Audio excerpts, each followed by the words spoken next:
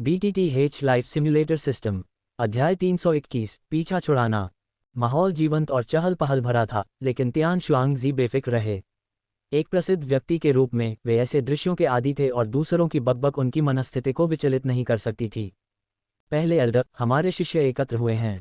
बुजुर्गों की पोशाक पहने एक बूढ़े व्यक्ति ने उनके पास आते ही सम्मानपूर्वक सूचना दी। अच्छा, चलो जुवान शहर चलते हैं। हमने पहले ही उस दुखी जहर वाली महिला को ढूंढ लिया है, तियान शुआंगजी ने मुस्कुराते हुए उत्तर दिया। आइस रिवर वैली के लोग उनके पीछे पीछे चल रहे थे, जो एक प्रभावशाली उपस्थिति दिखा रहे थे। आसपास की भीड़ ने जल्दी से उनके लिए रास्ता बना दिया, उनका रास्ता रोककर उन्हें नाराज करने से सावधान। आइस रिवर वैली के शिष्यों ने गर्व से अपना सिर ऊंचा किया और दर्शकों के सामने से गुजरे। हा, ये वह प्रतिष्ठा थी जो सेंट्रल प्लेन्स की 3 प्रमुख घाटियों में से एक आइस रिवर वैली को मिलनी चाहिए थी। व्यर्थ नहीं था कि उन्होंने सालों पहले आइस रिवर वैली में शामिल होने का प्रयास किया था। जब ये शिष्य चुपके से आनंद मना रहे थे तो उनके चारों ओर शोर हो रहा था और कुछ लोग इशारा करके किसी बात पर बात कर रहे थे। यह महसूस करते हुए कि कुछ हुआ होगा, शिष्यों ने भीड़ द्वारा बताई गई दिशा में जल्दी से देखा। उन्होंने एक बूढ़े व्यक्ति को एक उग्र लाल वस्त्र पहने और एक सुंदर युवक को अपना रास्ता रोकते हुए देखा। क्या बदतमीजी है! इन दोनों ने हमारा रास्ता रोकने की हिम्मत की। क्या वे नहीं जानते कि हम आइस रिवर वैली से हैं? शिष्यों में से एक ने चिढ़कर कहा। शायद यह एक प्रतिष्ठित परिवार का युवा उत्तराधिकारी है जो आइस रिवर वैली से संबंध स्थापित करना चाहता है, लेकिन हमें इस तरह से बीच में रोकना नासमझी है, दूसरे ने ठहाके लगाते हुए अनुमान लगाया। अगर वे वाकई मुसीबत की तलाश में आते हैं तो हमारे पहले एल्डर के स्वभाव के साथ उन्हें इस दुनिया में आने का पछतावा होगा। जबकि शिष्य आत्मविश्वास से भरे हुए थे, तियान शुआंगजी और अन्य बुजुर्ग आशंका से भौहें सिकोड़ रहे थे। तियान शुआंगजी, एक डुवेनेरेट होने के नाते, लाल लबादे में बूढ़े आदमी को नहीं देख पा रहा था। वह जानता था कि जिस किसी को वह नहीं देख पा रहा है, वह उसके स्तर से ऊपर होगा या उसके पास कोई छुपा हुआ खजाना होगा। बूढ़े आदमी की ताकत के बारे में अनिश्चित, तियान शुआंगजी सतर्क हो गया। उसने बूढ़े आदमी की शक्ल पहले नहीं देखी थी, जिससे उसके लिए स्थिति का पता लगाना मुश्किल हो गया। अगर बूढ़े आदमी के पास कोई छुपा हुआ खजाना था तो वह कल्पना भी नहीं कर सकता था कि बूढ़े आदमी को उन्हें रोकने का कितना भरोसा था। चूंकि वह आदरणीय तियान हुओ पर बहुत ज्यादा ध्यान केंद्रित कर रहा था, इसलिए तियान शुआंगजी ने जियाओमिंग पर ज्यादा ध्यान नहीं दिया, जो बहुत छोटा लग रहा था।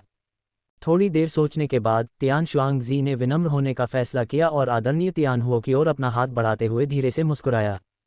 हाँ, ये दोस्त, क्या मैं आपका सम्माननीय नाम जान सकता हूँ? तियान हुओ। तो यह आदरणीय तियान हुओ है। मैं अपनी अशिष्टता के लिए वास्तव में क्षमा चाहता हूँ, तियान शुआंगजी ने मुस्कुराते हुए कहा। ये देखकर कि आदरणीय तियान हुओ ने उसका खंडन नहीं किया, वह असहज महसूस करने से खुद को रोक नहीं सका। उन्होंने दूसरे पक्ष को आदरणीय कहकर संबोधित किया, क्योंकि केवल एक डू आदरणीय को ही ऐसा कहा जा सकता है। हालांकि आदरणीय तियान हुओ के शांत और सहज व्यवहार ने संकेत दिया कि वह निस्संदेह एक डू आदरणीय था और शायद उससे भी अधिक शक्तिशाली। मैं तियान शुआंगजी हूँ, आइस रिवर वैली का पहला एल्डर। क्या मैं पूछ सकता हूँ कि आप हमें यहाँ से गुजरने से क्यों रोक रहे हैं? आदरणीय तियान हुओ मुस्कुराए और कुछ नहीं बोले, बस धीरे धीरे अपना सिर हिलाते हुए जियाओमिंग की ओर देखते रहे। तियान शुआंगजी आदरणीय तियान हुओ की प्रतिक्रिया से आश्चर्यचकित थे और उन्होंने जियाओमिंग को संदेह से देखा। यह उम्मीद नहीं की कि वह युवा प्रभारी था। उन्होंने सोचा कि जियाओमिंग बूढ़े व्यक्ति का शिष्य था। जियाओमिंग को करीब से देखने के बाद तियान शुआंगजी को और भी अधिक आश्चर्य हुआ। ये बच्चा 8 सितारा डू पूर्वज निकला। केवल तियान शुआंगजी ने 8 सितारा डू पूर्वज के रूप में जियाओमिंग की ताकत को देखा। दूसरों के पास जियाओमिंग की तुलना में कम साधना स्तर था और वे केवल यह महसूस कर सकते थे कि वह साधारण नहीं था। शुरुआती झटके के बाद तियान शुआंगजी ने मुस्कुराते हुए कहा, माफ करना युवा, लेकिन क्या मेरी बर्फ की घाटी ने आपको किसी भी तरह से नाराज किया है? यदि ऐसा है तो मैं हमारे संप्रदाय की ओर से माफी मांगता हूं और अनुरोध करता हूं कि आप कृपया हमें जाने दें। इस समय सबसे महत्वपूर्ण बात यह थी कि उस वित्तपूर्ण विष महिला को पकड़ा जाए, और तियान शुआंगजी दूसरे पक्ष के साथ बहस करके समय बर्बाद नहीं करना चाहता था। हालांकि माफी मांगने से उनका मान सम्मान कम हो सकता था, लेकिन दूसरे पक्ष की पृष्ठभूमि असाधारण थी, इसलिए कुछ मान सम्मान खोना कोई बड़ी बात नहीं थी। जबकि तियान शुआंगजी ने स्थिति को शांतिपूर्ण तरीके से हल करने का इरादा किया, जियाओमिंग का इसे जाने देने का कोई इरादा नहीं था। उसने उदासीनता से बुजुर्ग की ओर देखा और धीरे से कहा, मुझे लगता है कि पहला बुजुर्ग वित्तपूर्ण विष महिला के लिए यहाँ आया है न? तियान शुआंगजी ने थोड़ा सा भौहें सिकोड़ी, यह महसूस करते हुए कि चीजें अच्छी नहीं लग रही थीं, लेकिन उसने इस तथ्य को नहीं छिपाया कि वे वित्तपूर्ण विष महिला के लिए यहाँ आए थे। यह एक स्पष्ट मामला था। हाँ, ये सही है। वित्तपूर्ण विष महिला मेरी एक है, तुम अब जा सकते हो। जियाओ मिंग ने शांति से कहा, लेकिन ये हमारे घाटी मास्टर द्वारा सौंपा गया कार्य है। मैं तियान शुआंगजी की आंखों में बमुश्किल दिखाई देने वाला गुस्सा चमक उठा। कई सालों से किसी ने उससे इस तरह की आवाज़ में बात नहीं की थी। हे तियान शुआंगजी, आपको बिंगहे का नाम लेने की ज़रूरत नहीं है, क्योंकि मैं जियाओ मिंग उससे नहीं डरता, जियाओ मिंग ने हंसते हुए कहा और फिर जल्दी से ठंडा हो गया। देखने वाले ज्यादातर निम्न स्तर के साधक थे, जिनमें सिर्फ एक या दो पूर्वज थे, जिससे वे जियाओ मिंग और अन्य की ताकत को पहचानने में असमर्थ थे। मूल रूप से जब उन्होंने जियाओ मिंग और उसके साथी को आइस रिवर वैली के लोगों को रोकते हुए देखा, तो वे जियाओ मिंग की लापरवाही से चौंक गए, लेकिन वे यह विश्वास नहीं कर सके कि तियान शुआंगजी उनके साथ दुश्मनी करने के लिए तैयार नहीं था। चूंकि वे अभी भी जियाओ मिंग की पृष्ठभूमि के बारे में अटकलें लगा रहे थे, इसलिए उन्हें उम्मीद नहीं थी कि वह सीधे दूसरे पक्ष को चेतावनी देगा, और उसके शब्दों में बिंगहे के लिए तिरस्कार का संकेत भी था। ये ज्ञात था कि बिंगहे एक 5 सितारा डू वेनेरेट था। क्या बकवास है, ये बच्चा कौन है? वह इतना भयंकर है कि वह वेनेरेबल बिंगहे को नीची नज़र से देखने की हिम्मत करता है। दर्शकों में से एक ने कहा, क्या तुम बहरे हो? क्या तुमने उसे खुद को जियाओ मिंग कहते नहीं सुना? जियाओ मिंग, ये नाम जाना पहचाना लगता है, मुझे लगता है कि मैंने इसे कहीं सुना है। अरे, क्या ये वही नाम नहीं है जिसके बारे में हाल ही में अफवाह फैली थी कि 8 महान बुजुर्गों के पिलटॉवर के उम्मीदवार? ये वही व्यक्ति नहीं हो सकता है न? दूसरे पक्ष के आत्मविश्वास को देखते हुए ये वही होना चाहिए। जियाओ मिंग एक 8वीं श्रेणी का मास्टर अल्केमिस्ट है और उसे पिलटॉवर का भी समर्थन प्राप्त है। ऐसा लगता है कि वह वास्तव में आइस रिवर वैली से नहीं डरता। हे हमारे पास देखने के लिए एक अच्छा शो है। जियो मिंग द्वारा उसके इरादों को समझने के बाद तियान शुआंगजी ने मुस्कुराने की कोशिश की, लेकिन उसके गुस्से और आक्रोश की सच्ची भावनाएं स्पष्ट थीं। उसने अपनी मुट्ठी कसकर बंद कर ली और उसका पूरा शरीर डुक्यूई से भर गया, जैसे कि वह किसी भी क्षण हमला करने के लिए तैयार हो। तियान शुआंगजी की हरकत को देखते हुए आदरणीय तियान हुओ ने तिरस्कारपूर्वक उपहास किया। तुरंत एक शक्तिशाली आभा एक पहाड़ की तरह आइस रिवर वैली में सभी पर दबाव डालती है। एक धमाके के साथ तियान शुआंगजी को छोड़कर सभी अपने घुटनों पर गिर गए और उनके चेहरे लाल हो गए। यहाँ तक कि तियान शुआंगजी भी असहज था, आदरणीय तियान हुओ को एक भयभीत भाव से देख रहा था। उसने पहले भी अपने वैली मास्टर से ऐसी ही आभा महसूस की थी। ये बूढ़ा आदमी एक 5 सितारा डू वेनेरेट था। कोई आश्चर्य नहीं कि जियो मिंग ने उन्हें रोकने की हिम्मत की। ये पता चला कि वहाँ एक बहुत शक्तिशाली संरक्षक था। जियो मिंग ने नहीं सोचा आदरणीय तियान हुओ की हरकतों को रोकें। ईमानदारी से कहें तो भले ही वह उन सभी को मार डाले, लेकिन उस पर कोई मनोवैज्ञानिक बोझ नहीं पड़ेगा, क्योंकि उन्होंने उसके शियानेर पर हमला करने की हिम्मत की थी। हालांकि अब जब वह पिलटॉवर के 8 महान बुजुर्गों के लिए एक उम्मीदवार की स्थिति में था, तो उसे पिलटॉवर की छवि पर विचार करने की आवश्यकता थी। चूंकि प्रतिद्वंद्वी ने अभी तक कोई कार्रवाई नहीं की थी, इसलिए इस तरह के खूनी दृष्टिकोण का सहारा लेने की कोई आवश्यकता नहीं थी। लेकिन चेतावनी के तौर पर एक छोटी सी सजा देना अभी भी जरूरी था। अध्याय 322 जियो ई जियान के साथ पुनर्मिलन। जब आइस रिवर वैली के लोग अचानक घुटनों के बल बैठ गए, तो आसपास की भीड़ चौंक गई। केवल तियान शुआंगजी एक कठपुतली की तरह अकड़कर खड़ा रह गया, जगह पर जम गया। जब वे जियो मिंग के बगल में खड़े आदरणीय तियान हुओ की भव्य आकृति को देखने के लिए मुड़े, तो उन्हें समझ में आ गया कि अपराधी कौन था। उनमें से प्रत्येक अपनी लार निगलने और गुप्त रूप से जियो मिंग पर आश्चर्य करने से खुद को नहीं रोक सका। 8वें दर्जे के मास्टर अल्केमिस्ट से जैसी उम्मीद की जाती है, वास्तव में उसकी रक्षा के लिए उसके साथ एक डू वेनेरेट होना चाहिए। उन्होंने एक दूसरे से फुसफुसाया। उनके चारों ओर शोर फिर से शुरू हो गया, और इस बिंदु पर तियान शुआंगजी ने आखिरकार उसके आसपास की अस्पष्ट चर्चाओं के माध्यम से जियो मिंग की पहचान को समझ लिया। जियो मिंग की प्रतिष्ठा अब व्यापक हो चुकी थी, लेकिन उसकी प्रसिद्धि में वृद्धि बहुत कम समय के लिए हुई थी। हर कोई नहीं जानता था कि वह कौन था, और तियान शुआंगजी उन लोगों में से एक था जो उसे नहीं जानते थे। ये सुनकर कि जियाओ मिंग पिलटॉवर के 8 महान बुजुर्गों और 8वें स्तर के किमियागर के लिए एक उम्मीदवार था, तियान शुआंगजी अपने मुंह को हिलाए बिना नहीं रह सका। क्या आपने मेरे शब्द स्पष्ट रूप से सुने हैं? जियाओ मिंग ने तियान शुआंगजी को देखा, जो विचारों में खोया हुआ लग रहा था, और शांत स्वर में पूछा। दांत पीसते हुए तियान शुआंगजी ने कुछ शब्द कहने के लिए संघर्ष किया। मैं अज्ञानी था और माउंट ताई को नहीं पहचानता था। मैंने मास्टर जियाओ मिंग के लोगों पर डिज़ाइन करने की हिम्मत की। माफ़ी के तौर पर मेरे पास यहाँ कई उच्च गुणवत्ता वाली औषधीय सामग्री हैं। मैं मास्टर जियाओ मिंग से उन्हें स्वीकार करने के लिए कहना चाहूँगा। तियान शुआंगजी का हाथ कांप उठा जब उसने अपनी स्टोरेज रिंग से कुछ जेड बॉक्स निकाले। अंत में उसने हार मान ली और यहाँ तक कि सुधार करने की पहल भी की। कोई और विकल्प नहीं था। दूसरा पक्ष बहुत शक्तिशाली था। एक 5 सितारा डू वेनेरेट आसानी से उन सभी का नरसंहार कर सकता था। अगर जियाओमिंग तैयार होता तो वह एक शर्त के तौर पर 8वीं स्तरीय गोली दे सकता था और उसके हाथ की एक लहर से अगले दिन आइस रिवर वैली का सफाया हो जाता। यह एक युवा 8वीं स्तरीय कीमियागर और पिल टॉवर के 8 महान बुजुर्गों के लिए एक उम्मीदवार की निवारक शक्ति थी। इस प्रकार तियान शुआंगजी वास्तव में दूसरे पक्ष को भड़काना जारी नहीं रखना चाहता था। हालांकि वे शोकपूर्ण विष महिला के पीछे जाने का इरादा रखते थे, लेकिन उन्होंने अभी तक इस पर काम नहीं किया था और सुलह की अभी भी गुंजाइश थी। जीवन और मृत्यु के सामने सम्मान खोना उल्लेख करने लायक भी नहीं था। तियान शुआंगजी ने अपने घाटी के गुरु को मनाने का भी मन बना लिया था कि जब वह वापस लौटे तो शोकपूर्ण विष महिला का पीछा न करें, कम से कम उस महिला का पीछा न करें जिसे जियाओमिंग बचा रहा था। वह नहीं चाहता था कि एक दिन डू वेनरेट्स के एक समूह द्वारा उसे घेर लिया जाए और पीट पीट कर मार डाला जाए, बिना ये जाने की क्यों।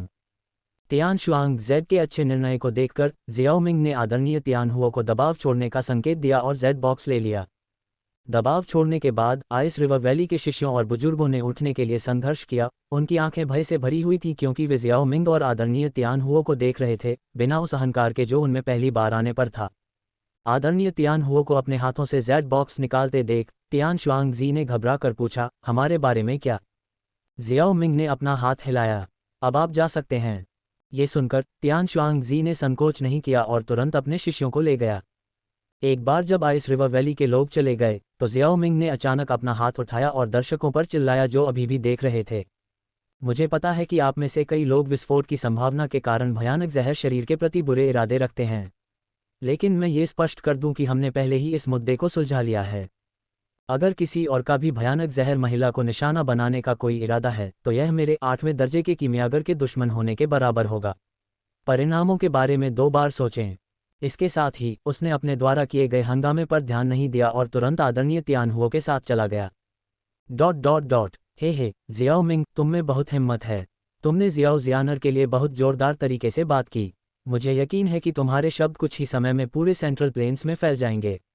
आदरणीय तियान हुओ ने जियाओमिंग के बगल में हवा में तैरते हुए हंसते हुए कहा, मैं बस इतना चाहता था कि वे लोग अपनी जगह जानें। ये साहस की बात नहीं है और इसके अलावा जियानर मेरी महिला है। मैं बाहरी लोगों को उसे कैसे परेशान करने दे सकता हूँ? जियाओमिंग ने बेपरवाही से कहा, इस दुनिया के सभी विशेषज्ञ गणना करने वाले व्यक्ति हैं। वे कुछ कारणों से मिलकर उस दुखी जहर वाली महिला से निपट सकते हैं। हालांकि वे उसके खिलाफ कभी कार्रवाई नहीं करेंगे अगर इसका मतलब उसके जैसे 8वें दर्जे के कीमियागर को अपमानित करना हो। आदरणीय तियान हुओ ने जियाओमिंग के शब्दों के जवाब में मुस्कुराया। उन्होंने अपने आसपास के लोगों के लिए जियाओमिंग की चिंता की सराहना की। यही वजह है कि अब जब वह अपनी ताकत वापस पा चुका है तो वह जियाओमिंग के नेतृत्व का पालन करेगा और उसकी विभिन्न व्यवस्थाओं को सुनेगा। जियाओमिंग के गंभीर चेहरे को देखते हुए आदरणीय तियान हुओ ने चिढ़ाते हुए कहा, ठीक है, मुझे पता है कि तुम उस छोटी लड़की से वाकई प्यार करते हो। तुम उससे शादी कब करने की योजना बना रहे हो? ठीक है, चलो कुछ सालों में इस बारे में बात करते हैं। हम दोनों अभी भी जवान हैं। मैं केवल 18 वर्ष की हूँ, जियाओमिंग ने कुछ देर सोचने के बाद उत्तर दिया। जुवान शहर की सड़कों पर लोगों के आने जाने से चहल पहल थी। बातचीत और विक्रेताओं की चीखें हवा में भर गईं, जिससे एक जीवंत माहौल बन गया। इस चहल पहल भरी सड़क पर एक महिला खड़ी थी जिसने सफ़ेद पोशाक पहनी हुई थी, जो एक मनमोहक अलौकिक आभा बिखेर रही थी। दूर से उसके बैंगनी बालों की लंबी लंटें उसकी पीठ पर एक झिलमिलाते झरने की तरह झर रही थीं, जो उसके हर कदम के साथ शान से लहरा रही थीं। उसकी विशेषताएं नाजुक थीं, एक तीखी और सुडौल नाक और हल्के गुलाबी रंग के होंठ जो उसे देवदूत और आकर्षक दोनों बना रहे थे। यह आकर्षक महिला जियाओ यी जियान थी और उसके बगल में किंगलिन थी, जिसने एक शानदार हरे रंग की पोशाक पहनी हुई थी जो उसके चमकीले हरे बालों के साथ पूरी तरह से मेल खा रही थी। पोशाक ने उसके कर्व्स को सभी सही जगहों पर ढंक दिया था, जिससे उसकी अच्छी तरह से विकसित छाती और सुडौल नितंब उभरकर सामने आ रहे थे। जब वह चलती थी तो उसकी पतली कमर एक कोमल कमर की तरह आगे पीछे मुड़ती थी। पानी का सांप एक कामुक लहर पैदा कर रहा था। कुछ महीने पहले की तुलना में किंगलिन की आभा बहुत मजबूत हो गई थी। जब वे सड़क पर टहल रहे थे तो जोड़ी ने लोगों का ध्यान अपनी ओर खींचा और कई दर्शकों में ईर्ष्या और प्रशंसा जगाए। हालांकि उन्होंने उन पर कोई ध्यान नहीं दिया। किंगलिन, हम कितने समय से दूर हैं? जियो यी जियान ने पूछा, उसकी आंखें झपक रही थीं। मुझे लगता है कि लगभग 4 या 5 महीने हो गए हैं, बड़ी बहन, किंगलिन ने थोड़ा अनिश्चित होकर जवाब दिया। जियो यी जियान ने थोड़ा सिर हिलाया। अचानक उसने एक कमज़ोर मुस्कान के साथ पूछा, 4 या 5 महीने?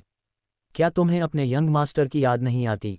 अचानक पूछे गए सवाल से चौंककर किंगलिन शर्मा गई और हकलाते हुए बोली, आप अचानक ये क्यों पूछ रही हैं, बड़ी बहन? तुम्हारा क्या हाल है, क्या तुम्हें उसकी याद आती है? बेशक मुझे उसकी याद आती है, जियो यीजियान ने बिना किसी हिचकिचाहट के जवाब दिया। अब बताओ, तुम्हें उसकी याद आती है या नहीं? उसने फिर से पूछा, अपना सिर थोड़ा झुकाते हुए। किंगलिन एक पल के लिए रुकी, उसके गाल लाल हो गए। तुम बहुत मतलबी हो, बहन जियान। हाँ, मुझे उसकी याद आती है। बहुत, उसने धीरे से कहा, उसकी नज़र दूसरी तरफ चली गई। किंगलिन की त्वचा पतली थी, इसलिए उसे यह बात जोर से कहने के लिए बहुत हिम्मत की ज़रूरत थी। जैसे ही किंगलिन ने बोलना समाप्त किया, उसके कान में एक जानी पहचानी आवाज़ सुनाई दी और एक बड़ी हथेली ने उसके सिर को कोमलता से सहलाया। क्या किंगलिन को वाकई मेरी याद आती है? मैं बहुत भावुक हो गई हूँ। उस जानी पहचानी आवाज़ की आवाज़ सुनकर किंगलिन का दिल तेज़ी से धड़कने लगा। वह बिना कुछ सोचे समझे पलटी और खुद को किंगलिन की बाहों में भर लिया और कहा, युवा गुरु। जियाओ मिंग ने खुशी खुशी उसे गले लगा लिया और अपनी छाती पर उसकी गर्माहट महसूस की, जबकि उसने अपनी बाहें उसकी पतली कमर के चारों ओर लपेट लीं। किंगलिन का चेहरा शर्मिंदगी से लाल हो गया, क्योंकि उसे एहसास हुआ कि उसके पहले के शब्द किसी ने सुन लिए थे। उसने अपना चेहरा जियाओ मिंग की छाती में दबा लिया, उसकी खुशबू को सूंघते हुए और अपने दिल की धड़कनों को तेज महसूस करते हुए।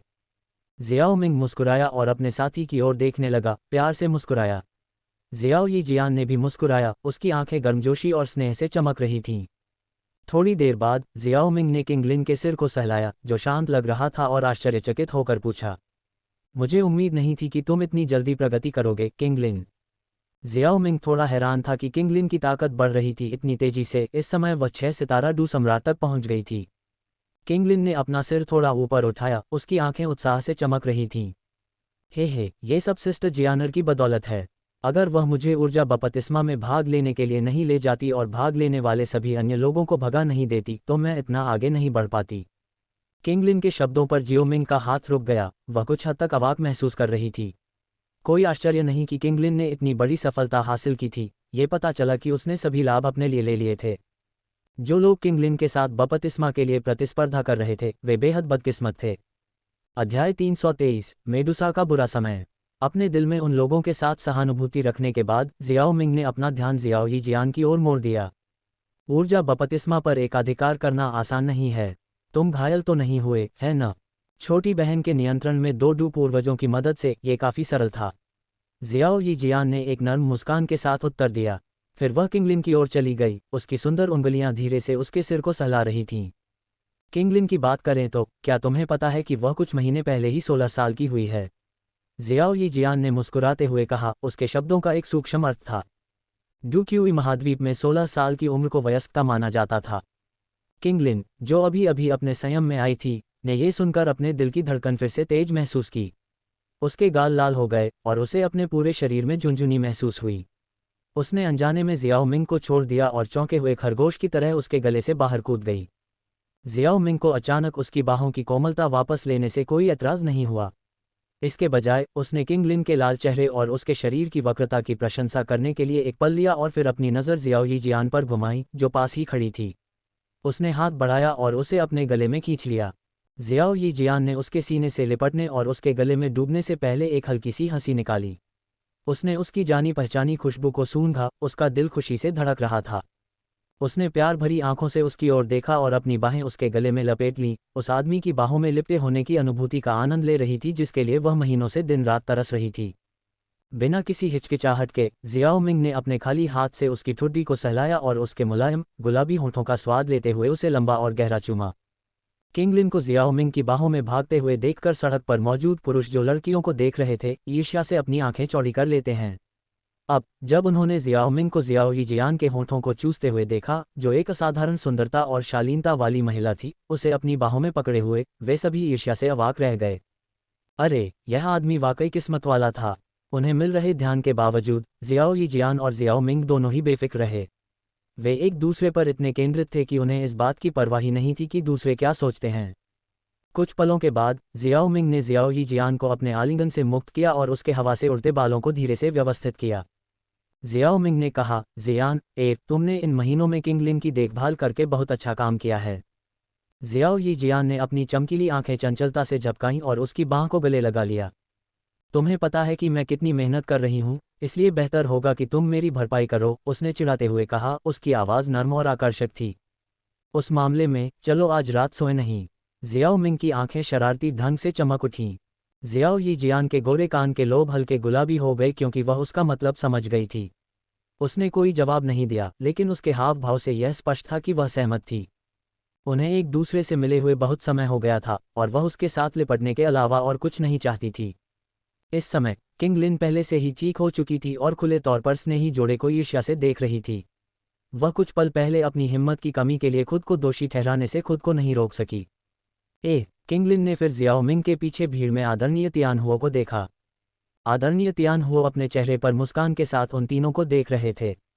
वरिष्ठ याओ, तुम वापस जीवित हो गए हो। किंग लिन अपनी वर्तमान ताकत के साथ स्वाभाविक रूप से समझ सकती थी कि आदरणीय तियानहुओ केवल एक आत्मा नहीं थे बल्कि एक भौतिक शरीर था। अगर उनके पास भौतिक शरीर नहीं होता तो आदरणीय तियानहुओ सड़क पर दिखाई नहीं देते। और इस समय जियाओ यी जियान ने भी आदरणीय तियानहुओ को देखा और आश्चर्य से उनकी ओर देखा। हे मेरे भौतिक शरीर को निखारने के लिए जियाओ मिंग का धन्यवाद। जैसे ही वह पास आया, आदरणीय तियानहुओ ने अपनी दाढ़ी को सहलाया और हंस दिया। अपने लक्ष्य को प्राप्त करने के लिए बधाई वरिष्ठ याओ, जियाओ यी जियान ने धीरे से मुस्कुराते हुए कहा। आप बहुत प्यारी लड़की हैं, कोई आश्चर्य नहीं कि जियाओ मिंग आपसे इतना प्यार करता है। इससे पहले उसने ये भी कहा था कि जो कोई भी दुखी जहर वाली महिला के साथ परेशानी की तलाश करने की हिम्मत करेगा वह उसके खिलाफ होगा। क्या हुआ? ये सुनकर जियाओ यी जियान आश्चर्यचकित हो गई। आदरणीय तियानहुओ ने वर्महोल के प्रवेश द्वार पर क्या हुआ इसकी व्याख्या की। जियाओ यी जियान की आंखों में ठंडक की झलक दिखाई दी और वह बुदबुदाई, आइस रिवर वैली। लेकिन फिर वह जियाओ मिंग की ओर कोमलता से मुस्कुराए, उसकी आंखों में आंसू भर आए। मुझे ऐसे मत देखो जियानर, क्या तुम मेरी औरत नहीं हो? अगर तुम मुझे इनाम देना चाहते हो तो आज रात थोड़ी देर और टिकने की कोशिश करो। जियाओ मिंग ने उसके कान में धीरे से कहा।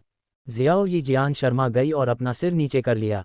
एक युवा जोड़े के रूप में उनके पास अपने अंतरंग क्षणों के लिए एक अतृप्त ऊर्जा थी और उनके प्रेम सत्र खेतों में खरगोशों की तरह जोशीले थे। जियाओ यी जियान आमतौर पर सांस फूलने लगती थी और उस आनंद से दया की भीख मांगती थी जो वह अनुभव कर रही थी। बस यहाँ खड़े मत रहो, चलो, जियाओ मिंग ने कहा, ये देखते हुए कि अधिक से अधिक लोग उन्हें घूर रहे थे। उसने जियाओ यी जियान और किंग लिन दोनों के हाथ पकड़े और उन्हें उस क्षेत्र से दूर ले गया। ... रात का आसमान चमकते सितारों से सजा हुआ था जो कीमती रत्नों की तरह चमक रहे थे, जिससे एक मनमोहक सुंदर दृश्य बन रहा था। कमरे की शांति में हवा में केवल जियाओ यी जियान की नर्म सांसें ही गूंज रही थीं। जैसे ही जियाओ मिंग ने उसके शांत भाव को देखा, वह झुक गया और उसके होठों पर चूमा, आनंद लेते हुए उसकी त्वचा की गर्माहट। उसने धीरे से अपना हाथ उसके मनमोहक शरीर से हटाया और उसके नग्न शरीर को एक मुलायम कंबल से ढक दिया। वह अपने पैरों पर खड़ा हुआ, पर्दे हटा दिए और कमरे के बीच में गोल मेज पर चला गया। मेज पर एक रंगीन सांप कुंडली मारे बैठा था। जाहिर तौर पर जियाओ मिंग के आगमन को देखते हुए रंगीन सांप का सिर थोड़ा ऊपर उठा, उसकी ओर देखा और फिर दूर देखने लगा। तुम्हें क्या हो गया है छोटे? क्या तुम फिर से नाराज हो? जियाओ मिंग ने अपने लिए चाय का एक कप बनाते हुए हंसते हुए कहा। उसने सांप के सिर को छूने के लिए हाथ बढ़ाया, लेकिन वह चकमा देकर भाग गया और 2 बार फुफकारा जैसे कि किसी बात की शिकायत कर रहा हो। मैं समझ गया। मैं तुम्हारे लिए खाना बनाना भूल गया, है न? तुम्हें इतना छोटा होने की ज़रूरत नहीं है, जियाओ मिंग ने असहाय भाव से कहा। इतने लंबे समय तक जियो यी जियान से अलग रहने के बाद उनके बीच का जुनून बहुत बढ़ गया था। जब वे सराय में पहुंचे तो वे एक दूसरे के लिए अपनी इच्छा को रोक नहीं पाए और सीधे उसके कमरे में चले गए। हिसस, ठीक है, मैं अगली बार तुम्हारे लिए कुछ स्वादिष्ट खाना बनाऊंगा। क्या ये ठीक है? ये सुनकर रंगीन अजगर ने संतुष्टि में सिर हिलाया और फिर जियो मिंग के हाथ की ओर बढ़ा, सक्रिय रूप से अपना सिर उसके हाथ में रख दिया। तुम और भी ज्यादा पेटू होती जा रही हो, छोटी लड़की। जियो मिंग रंगीन अजगर के व्यवहार से खुश और परेशान थी। अचानक कुछ अप्रत्याशित हुआ। अजगर के शरीर से एक चमकदार 7 रंगों वाली रोशनी फूटी और अजगर तेज रोशनी में तेजी से छटपटाने लगा। एक आकर्षक नग्न महिला जो पूरी तरह से ज़ैड की तरह नक्काशीदार थी, कुछ ही समय में जियो मिंग की आंखों के सामने प्रकट हुई।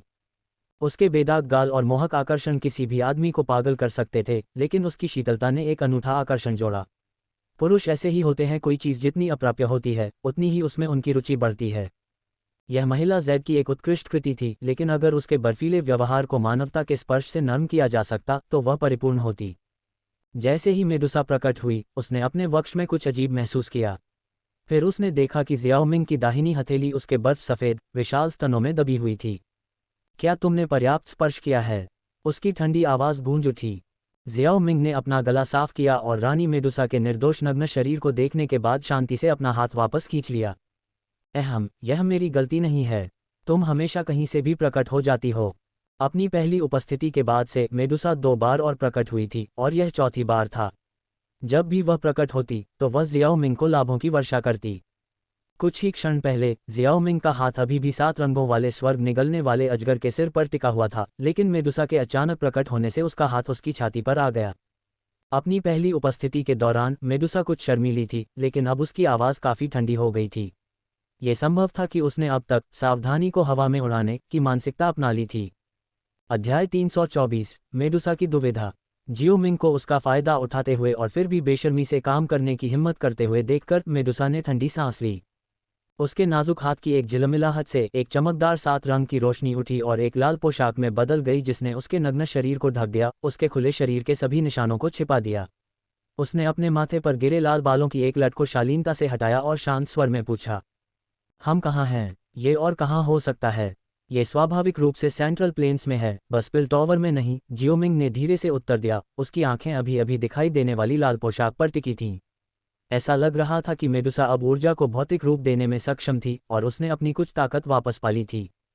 मेडुसा की खूबसूरत आंखें जियाओ मिंग को घूर रही थीं और जैसे कि उसके विचारों को समझ रही हों, उसने अपने गुलाबी होंठों के कोनों को एक उतले चाप में उठाया और कहा, क्या तुम्हें डर है कि मैं अपनी ताकत वापस पा लूंगी और तुम्हारे छोटे पालतू जानवर के साथ भाग जाऊंगी?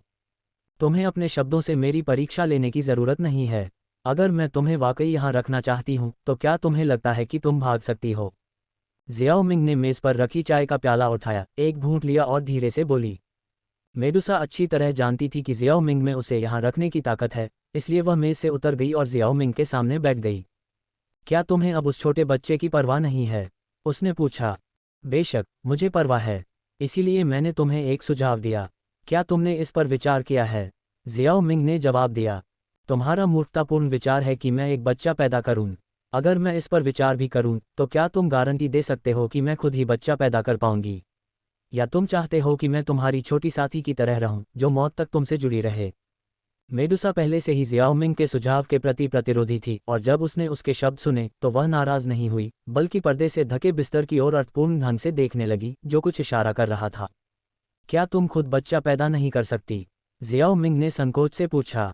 उसे याद आया कि उसके पिछले जन्म में न केवल बैटल थ्रू द हेवेंस का उपन्यास था, बल्कि एक मैनहुआ भी था। मेडुसा का बच्चा उपन्यास में एक व्यक्ति के साथ मिलकर पैदा हुआ था, जबकि मेडुसा ने मैनहुआ में अकेले ही जन्म दिया था। हालांकि मैनहुआ संस्करण थोड़ा बेतुका था, ये देखते हुए कि बैटल थ्रू द हेवेंस एक काल्पनिक दुनिया में सेट किया गया था, ऐसी बेतुकी बातें अपेक्षित थीं।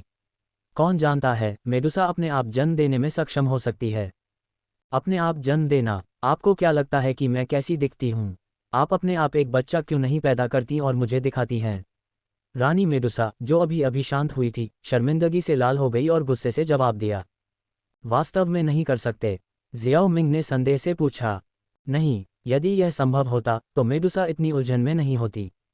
ये थोड़ा मुश्किल है। जियाओ मिंग अब उलझन में थी। हालांकि वह मेडुसा के फिगर की बहुत सराहना करता था, लेकिन उसके साथ बच्चा पैदा करना उसके लिए थोड़ी दुविधा वाली बात थी, क्योंकि बच्चा पैदा करने के लिए उसे जिम्मेदारी लेनी पड़ती थी।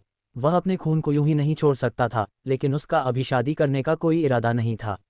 अगर वह शादी भी करता तो वह पहले जियाओ यीजियान और दूसरी लड़कियों से शादी करता। अगर कोई और ऐसा करता तो जियाओ मिंग के सहमत होने या न होने के अलावा मेडुसा निश्चित रूप से सहमत नहीं होती।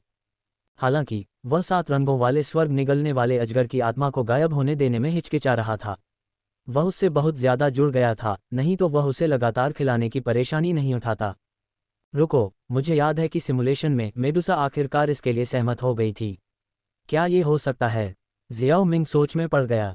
दूसरी तरफ मेडुसा को भी थोड़ा अजीब लगा।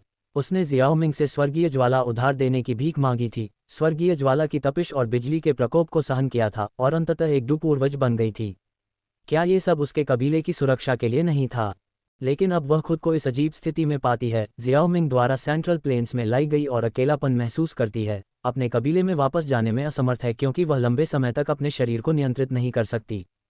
जैसे कि यह पर्याप्त नहीं था, उसने महसूस किया कि पिछले 6 महीनों में उसकी आत्मा 7 रंग वाले स्वर्ग निगलने वाले अजगर के साथ विलीन हो गई थी। वह सूक्ष्म रूप से प्रभावित थी, जैसे कि जियाओ मिंग के प्रति बढ़ते लगाव से। हालांकि जब उसने उसे छुआ तो वह खुश नहीं थी। उसने देखा कि उसका शरीर पहले से ही इसकी आदत डाल चुका था। इस तथ्य के बावजूद कि यह अनुभूति क्षणभंगुर थी, वह इसके बारे में पूरी तरह से जागरूक थी। मेडुसा को डर था कि अगर वह इस रास्ते पर चलती रही तो वह खुद को खो देगी और पूरी तरह से जियाओमिंग के अधीन हो जाएगी। उसने एक ऐसे भविष्य की कल्पना की जहां उसके हाथ की एक लहर के साथ वह अपने आप अपना सिर उसके स्पर्श के लिए रख देगी, और इस विचार से वह कांप उठी। वह कभी भी ऐसा दृश्य नहीं होने देगी। ऐसा होने से रोकने का एकमात्र तरीका 7 रंग वाले स्वर्ग निगलने वाले अजगर के साथ विलय न करना या जियाओमिंग की तरफ से भाग जाना था। हालांकि जियाओमिंग की तरफ से भागना जरूरी नहीं कि प्रभावी हो। तुम उत्तर पश्चिमी क्षेत्र में कब वापस जा रहे हो? मेडुसा ने उनके बीच की चुप्पी को तोड़ते हुए पूछा। शायद कुछ सालों में, जियाओमिंग ने अपने विचारों पर विचार करते हुए बिना सोचे समझे उत्तर दिया। मेडुसा का दिल बैठ गया। कुछ साल, यह अनंत काल की तरह लग रहा था। कोई रास्ता नहीं दिख रहा था। अपनी वर्तमान स्थिति के साथ अगर वह जल्दबाजी में चली गई तो उसे अप्रत्याशित परिस्थितियों का सामना करना पड़ सकता है। एक तरह से जियाओमिंग उसके साथ काफी अच्छा व्यवहार कर रहा था। उसकी चेतना को बनाए रखने का एकमात्र तरीका 7 रंग वाले स्वर्ग निगलने वाले अजगर के साथ विलय न करना था। लेकिन इसका मतलब था कि उसे अभी भी एक बच्चा पैदा करने की जरूरत थी। एक बच्चे को जन्म देने के लिए एक पुरुष साथी की आवश्यकता होती है। एक पुरुष। मेडुसा ने जियाओमिंग की ओर एक नज़र डाली, जो गहरी सोच में डूबा हुआ था। उसे यह स्वीकार करना पड़ा कि जब पुरुषों की बात आती है तो वह उसके आसपास सबसे अच्छा था, ताकत, रूप और अन्य गुणों के मामले में प्रथम श्रेणी का। और जाहिर है, वह उसका एकमात्र विकल्प प्रतीत होता था। इस तथ्य को छोड़कर कि जियाओ कई किसी और को स्वीकार नहीं करेगा, मेडुसा खुद को किसी और के साथ कल्पना नहीं कर सकती थी। वह बहुत गर्वित महिला थी और एकमात्र व्यक्ति जिसने उसे कभी नग्न देखा था वह था। लेकिन फिर, क्या वह वास्तव में उसके साथ एक बच्चा पैदा करने जा रही थी? जब मेडुसा इस पर विचार कर रही थी तो उसे अचानक अपनी आत्मा की गहराई से खुशी की लहर आती हुई महसूस हुई। जियाओमिंग के बारे में सोचना ही मुझे प्रभावित करता है। आपको इतनी खुशी किस बात से मिलती है? आपको पता नहीं है कि गर्भावस्था क्या होती है? मेडुसा कुछ हद तक असहाय महसूस कर रही थी।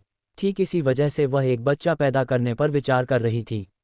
लंबे समय तक पीड़ित रहने की तुलना में इसे खत्म करना बेहतर है। वह बाद में पछताना नहीं चाहती थी। लेकिन क्या ये वास्तव में इतना बुरा था? वह उसके साथ अच्छा व्यवहार कर रहा था और वह उस पर भरोसा करने लगी थी। शायद उसके साथ बच्चा पैदा करना इतना बुरा विचार नहीं है। जियाओमिंग। अचानक पर्दे के पीछे बिस्तर से एक कोमल आवाज सुनाई दी। बिस्तर के पर्दों की सरसराहट की आवाज के साथ आकर्षक अंदरूनी कपड़े पहने हुए जियाओ यीजियान ने पर्दे उठाए और खुद को प्रकट किया। कुछ क्षण पहले जियाओमिंग के साथ साझा की गई गहन अंतरंगता के कारण जियाओ यीजियान की जैद सफ़ेद त्वचा पर लाल रंग की चमक थी, जो उसके पहले से ही शानदार रूप को और निखार रही थी। मेडुसा ने जब ये देखा तो उसकी सुनहरी आंखों में ईर्ष्या की एक झलक महसूस हुई। मेडुसा। जियाओ यीजियान ने जियाओमिंग के पास पहुंचते ही थोड़ा सा भौहें सिकुड़ी, उसके सामने आश्चर्यजनक रूप से सुंदर मेडुसा को देखते हुए। जियाओमिंग को होश आया और उसने उसे एक गर्म चम्मच की तरह गले लगा लिया। तुम दोनों क्या चर्चा कर रहे हो? जियाओ यीजियान ने जियाओमिंग के शरीर से चिपकते हुए उत्सुकता से पूछा। हम चर्चा कर रहे हैं, जियाओमिंग ने शुरू किया, लेकिन रानी मेडुसा ने बीच में टोक दिया। उसका स्वर अजीब तरह से टकरावपूर्ण था। हम आपके साथी के साथ एक बच्चा पैदा करने के बारे में बात कर रहे थे। आप नाराज तो नहीं होंगी, है ना? उसने यह बात जियाओ यीजियान को घूरते हुए कही। थोड़ी देर के लिए जियाओ यीजियान हैरान रह गई, लेकिन फिर उसने मुस्कुराते हुए जवाब दिया, मैं क्यों नाराज होऊंगी? जियाओमिंग जो भी करेगा, मैं उसके साथ खड़ी रहूंगी। कई साथी होना कोई असामान्य बात नहीं है, इसलिए मुझे कोई आपत्ति नहीं है। उसकी मुस्कान फीकी पड़ गई और उसने आगे कहा, लेकिन मुझे ये स्पष्ट करना होगा कि जब तक जियाओमिंग ने कुछ और नहीं कहा है, मैं उसकी मुख्य साथी हूँ। अगर तुम मुझसे शादी करना चाहती हो तो तुम सिर्फ एक नाबालिग पत्नी बन सकती हो। जैसे ही उसने ये कहा, जियाओ यीजियान का चेहरा आक्रामक हो गया। अहम, चलो इस बारे में बात नहीं करते। वह मुझसे शादी नहीं करने वाली है। जियाओमिंग ने जियाओ यीजियान की जांघों को सहलाते हुए उसे स्थिति समझाई। अध्याय 325, 10,000 सांप पर्वत श्रृंखला की ओर बढ़ना। जियाओमिंग के बगल वाले कमरे में किंगलिन बिस्तर पर लेटी हुई थी। उसके पन्ने जैसे बाल उसके सुडौल शरीर के चारों ओर झर रहे थे। मैं कितनी मूर्ख हूँ। बहन जियानर मेरी मदद करने की कोशिश कर रही थी, लेकिन मेरी कायरता के कारण ये हुआ। किंगलिन की आंखें भर आईं जब उसने शाम की घटनाओं को अपने दिमाग में दोहराया। वह मूर्ख नहीं थी और वह अपनी बहन के इरादों से अच्छी तरह वाकिफ थी। ऐसा नहीं था कि वह जियाओमिंग के साथ रहने के लिए तैयार नहीं थी। वास्तव में वह किसी भी चीज़ से ज़्यादा इसके लिए तरस रही थी। लेकिन उसे अस्वीकार किए जाने का डर था, इसलिए उसने अंतिम कदम उठाने की हिम्मत नहीं की। अपने पूरे जीवन में किंग लिन को दूसरों से लगातार तिरस्कार और घृणा का सामना करना पड़ा, लेकिन जियाओमिंग ने हमेशा उसके साथ दयालुता से पेश आया, उसे एक घर दिया और उसे अद्भुत बड़ी बहनों से मिलवाया। जियाओमिंग ही उसकी पूरी दुनिया थी और उसके द्वारा अस्वीकार किया जाना असहनीय था।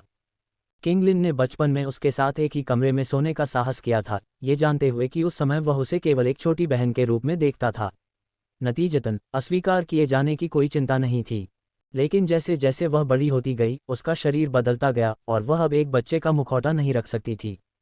किंग लिन दो भय के बीच फंसी हुई थी, अगर वह अगला कदम उठाती तो अस्वीकार किए जाने का डर और जीवन भर छोटी बहन के रूप में रहने का डर। अपने प्यारे यंग मास्टर की छोटी बहन के रूप में अपना जीवन बिताने का विचार घुटन पैदा कर रहा था, लेकिन अस्वीकार किए जाने का डर लकवाग्रस्त कर रहा था। इस समय वह केवल अपनी बहन जियान की स्पष्टवादिता से ईर्ष्या कर सकती थी, काश वह उसकी तरह होती। इसके अलावा क्योंकि वह आधी सांप लोग थी, न केवल किंग लिन का शरीर उसकी उम्र के हिसाब से अधिक विकसित था, बल्कि उसकी इच्छाएं भी उतनी ही थीं। मुझे आश्चर्य है कि क्या इस समय यंग मास्टर और सिस्टर जियान इस विचार ने उसके गालों को लाल कर दिया और उसकी सांसें भारी हो गईं। जियो मिंग और जियो यी जियान अभी अभी सराय में दाखिल हुए थे और जैसे ही मौका मिला वे एक कमरे में घुस गए। किंग लिन की तर्जनी उंगली उसके गुलाबी होंठों तक पहुंच गई और उसने धीरे से काट लिया, जबकि उसका दूसरा हाथ उसकी जांघ की ओर बढ़ गया। यंग मास्टर, उसने अपनी सांसों में बुदबुदाया, लेकिन जैसे ही वह अपनी इच्छाओं के आगे झुकने वाली थी वह झट से बाहर आ गई और अपना शर्मीला चेहरा तकिए में दबा लिया। मैं नहीं कर सकती यंग मास्टर, आपको सबसे पहले वहां छूना चाहिए। थोड़ी देर बाद किंग लिन अपनी तरफ लुढ़क गई, उसके विचार धीरे धीरे दूर होते गए और वह एक शांतिपूर्ण नींद में चली गई। अल्पविराम ... मैं समझ गई, तो ये सब जियाओ कई के लिए है। जियाओ यी जियान ने जियाओमिंग की व्याख्या सुनने के बाद आश्चर्य से मेडुसा को देखा। जियाओ कई वह नाम था जो जियान ने 7 रंगों वाले स्वर्ग निगलने वाले अजगर को मेडुसा से अलग करने के लिए दिया था। लेकिन क्या ये तरीका संभव है? जियाओ यी जियान ने पूछा, उसकी आवाज़ में संदेह था। सिद्धांत रूप में जब तक वे दोनों सहयोग करते हैं तब तक कोई समस्या नहीं होनी चाहिए। जियाओ मिंग ने पहले ही इस मुद्दे पर विचार कर लिया था, यही वजह है कि उसने पहले ही मेडुसा के सामने इस मुद्दे को उठाया था। जगह ठीक है, जब तक तुम्हारे पास कोई योजना है तब तक यही मायने रखता है। मैं और कुछ नहीं कहूंगी, जियो यी जियान ने कहा और प्यार से मुस्कुराए। वह मेडुसा से पहले उसके साथ बच्चा पैदा करने के बारे में थोड़ी प्रतिस्पर्धा महसूस करने से खुद को नहीं रोक पाए। जब वह मुस्कुराई तो उसने चुपके से अपने पेट को छुआ, अपने अंतरंग सत्र के दौरान उसके वीर्य को इतना निगलने के लिए पछतावा महसूस किया। वह जानती थी कि ऐसा करने से उसके गर्भधारण की संभावना कम हो जाएगी। अब से वह ये सुनिश्चित करने के लिए दृढ़ थी कि वह अपना भार उसके अंदर तब तक डाले जब तक कि वह पूरी तरह से भर न जाए। मेडुसा को चिढ़ हुई जब उसने जियो मिंग की बाहों में प्यार से मुस्कुराते हुए जियो यी जियान को देखा। उसकी ठंडी आवाज़ गूंजी, मुझे अभी भी इस बात पर विचार करना है कि उस छोटे बच्चे के लिए शरीर बनाने के लिए तुम्हारे साथ काम करना है या नहीं। बोलने के बाद उसने जियो मिंग की ओर देखा भी नहीं और रंगीन रोशनी के फटने के बाद 7 रंगों वाला स्वर्ग निगलने वाला अजगर उनके सामने फिर से प्रकट हुआ। तुम सोचो, मुझे भी सोचना चाहिए। खुद से बुदबुदाते हुए जियाओ मिंग को मेडुसा के जाने की परवाह नहीं थी। उसने अपनी नज़र 7 रंगों वाले स्वर्ग निगलने वाले अजगर पर घुमाई जो अब उसकी ओर बढ़ रहा था। जैसे ही रंगीन छोटे सांप ने उस पर 2 बार फुफकार मारी और मासूमियत से अपना सिर झुकाया, जियाओ मिंग ने भौहें सिकोड़ते हुए कहा, आह, ये वास्तव में मुझे सिरदर्द दे रहा है। शायद मुझे कुछ और विकल्प तलाशने चाहिए। ये सुनकर जियाओ यी जियान ने थोड़ी खटास के साथ जवाब दिया, आपको और क्या विकल्प चाहिए? बस उस रानी को अपने हरम में ले लो। क्या दूसरी पत्नी होना अच्छा नहीं होगा? हालांकि जियाओ यी जियान जियाओ मिंग के हरम से खुद को जोड़ना नहीं चाहती थी, वह एक महिला थी और स्वाभाविक रूप से उसके लिए एक अधिकारपूर्ण इच्छा रखती थी। अचानक एक महिला प्रकट हुई और उसने उसके बच्चे को जन्म देने का इरादा जताया। भले ही उसने इसे व्यक्त नहीं किया, फिर भी उसके दिल में एक खटास थी। जियाओ मिंग ने उसकी सूक्ष्म भावनाओं को देखा और उसके कान के करीब झुक गया। उसकी आवाज़ में चिढ़ाने वाली आवाज़ थी, क्या तुम्हें जलन हो रही है मेरी जियानर? चलो चलते हैं, शायद तुम उससे पहले गर्भवती हो जाओ। उसकी गर्म सांसें उसके कानों को गुदगुदा रही थीं, जिससे उसकी रीढ़ की हड्डी में सिहरन पैदा हो रही थी और वह उसकी बाहों में पिघल जाने से खुद को नहीं रोक पाए। उसके बेदाग सफ़ेद गाल गुलाबी हो गए और उसकी आंखों में धुंध की एक परत बन गई। उसका स्वर नर्म और कामुक हो गया। तो मुझे अब और इंतज़ार मत करवाओ, जियाओ मिंग बोलते हुए वह अपनी कमर को कामुकता से उसकी गोद में हिलाने लगी, उसे छेड़ने लगी। जियाओ मिंग उसके प्रलोभन का विरोध नहीं कर सका और एक गहरी कराह के साथ वह उसे बिस्तर पर ले गया, जहां उन्होंने अपनी जोशीली प्रेमालाप को फिर से शुरू किया। इसके बाद के घंटों में कमरा गीले मांस के एक दूसरे से टकराने की आवाज़ों से भर गया और रस परमानंद की धार में बह निकला। जियाओ यी जियान की कराहें तेज और अधिक हताश होती गईं क्योंकि वह उससे बार बार उसे गर्भवती करने की भीख मांग रही थी। इस बीच 7 रंगों वाला स्वर्ग निगलने वाला अजगर केवल असहाय होकर दृश्य देख सकता था। मध्य मैदानों के मध्य क्षेत्र में एक ग्लेशियर की गहराई में एक बड़ा हॉल था जिसमें हल्का ठंडा और भयानक वातावरण था। इस मिशन पर 188 लोग थे, जिनमें 10 डू पूर्वज और आप एक डू आदरणीय शामिल थे। फिर भी आप खाली हाथ लौट आए। आप क्या स्पष्टीकरण लेकर आए, तियान शुआंगजी? बर्फीले हॉल में पहले स्थान पर एक सफ़ेद लबादे में एक व्यक्ति बैठा था जो बर्फ के सिंहासन पर बैठा था। उसने भावहीन आंखों से हॉल में झुके बूढ़े व्यक्ति पर एक संक्षिप्त नज़र डाली। उसकी सपाट आवाज़ ने हॉल में सिहरन पैदा कर दी। वैली मास्टर, यह आपके अधीनस्थ की गलती नहीं है। ये सब खुफिया खामियों के कारण है। वह दुखी जहर वाली महिला पहले से ही पिल टॉवर के 8 महान बुजुर्गों में से एक जियाओ मिंग के उम्मीदवार की है। हमने उस जहर वाली महिला का सामना भी नहीं किया, लेकिन हमें पहले ही डांट दिया गया और वापस भेज दिया गया, तियान शुआंगजी ने उत्तर दिया, जिसे जियाओ मिंग ने डांटा था। जियाओ मिंग, हाल ही में अफवाहों के अनुसार कीमिया और साधना की प्रतिभा सेंट्रल प्लेन्स की युवा पीढ़ी में नंबर 1। ये सुनकर बर्फीले सिंहासन पर बैठे व्यक्ति की आंखों में उतार चढ़ाव की लहर दिखाई दी। हाँ, ये वही है, तियान किंगजी ने पुष्टि की। पुष्टि के साथ सिंहासन पर बैठे व्यक्ति का स्वर थोड़ा नर्म हो गया। उसने अपनी उंगली को चौड़ी कुर्सी की पीठ पर हल्के से थपथपाया और एक पल के बाद उसने शांत स्वर में कहा, जहां तक मुझे पता है, जियाओ मिंग की दुखी हुई साधना की अफवाहित ताकत एक डू पूर्वज के स्तर पर होनी चाहिए। भले ही आप उसका सामना न करना चाहते हों, अपने एक सितारा डू वेनेरेट क्षेत्र के साथ आप उससे क्यों डरेंगे? ये सुनकर तियान शुआंगजी अजीब तरह से मुस्कुराया। बिना कोई कदम उठाए वापस भेजा जाना शर्मनाक था, लेकिन जब दूसरे पक्ष के पास एक मजबूत मुट्ठी थी तो वह क्या कर सकता था? वैली मास्टर जियाओ मिंग के साथ एक 5 सितारा डू वेनेरेट स्तर का विशेषज्ञ है, इसलिए 5 सितारा डू वेनेरेट, ये सच है। और जियाओ मिंग ने यह भी कहा कि वह उस जहरीली महिला की रक्षा करेगा। जो कोई भी उसके साथ छेड़छाड़ करने की हिम्मत करेगा, वह उसका दुश्मन होगा और परिणाम भुगतना होगा। हम्फ, ठंडी सांस के साथ बर्फीले सिंहासन पर बैठा व्यक्ति अचानक खड़ा हो गया और प्रत्येक सांस के साथ एक भयानक ठंडी हवा फैल गई। तियान शुआंगजी पर नज़र डालने के बाद वह फिर से बैठने से पहले एक पल के लिए चुप रहा। उस जहरीली औरत को छोड़ दो और फिर माफ़ी के तौर पर जियाओ मिंग को एक उदार उपहार भेजो, घाटी मास्टर ने दृढ़ता से कहा। तियान शुआंगजी ने राहत की सांस ली जब उसने देखा कि घाटी मास्टर ने अपना मन बना लिया है।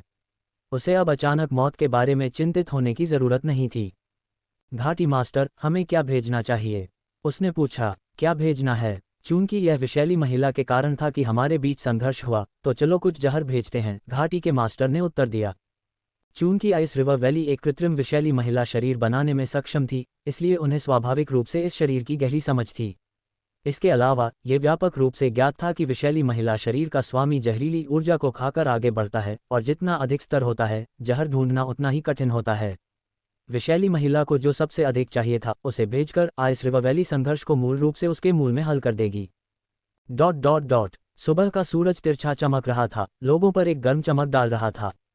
जियाओ मिंग, हम आगे कहाँ जा रहे हैं?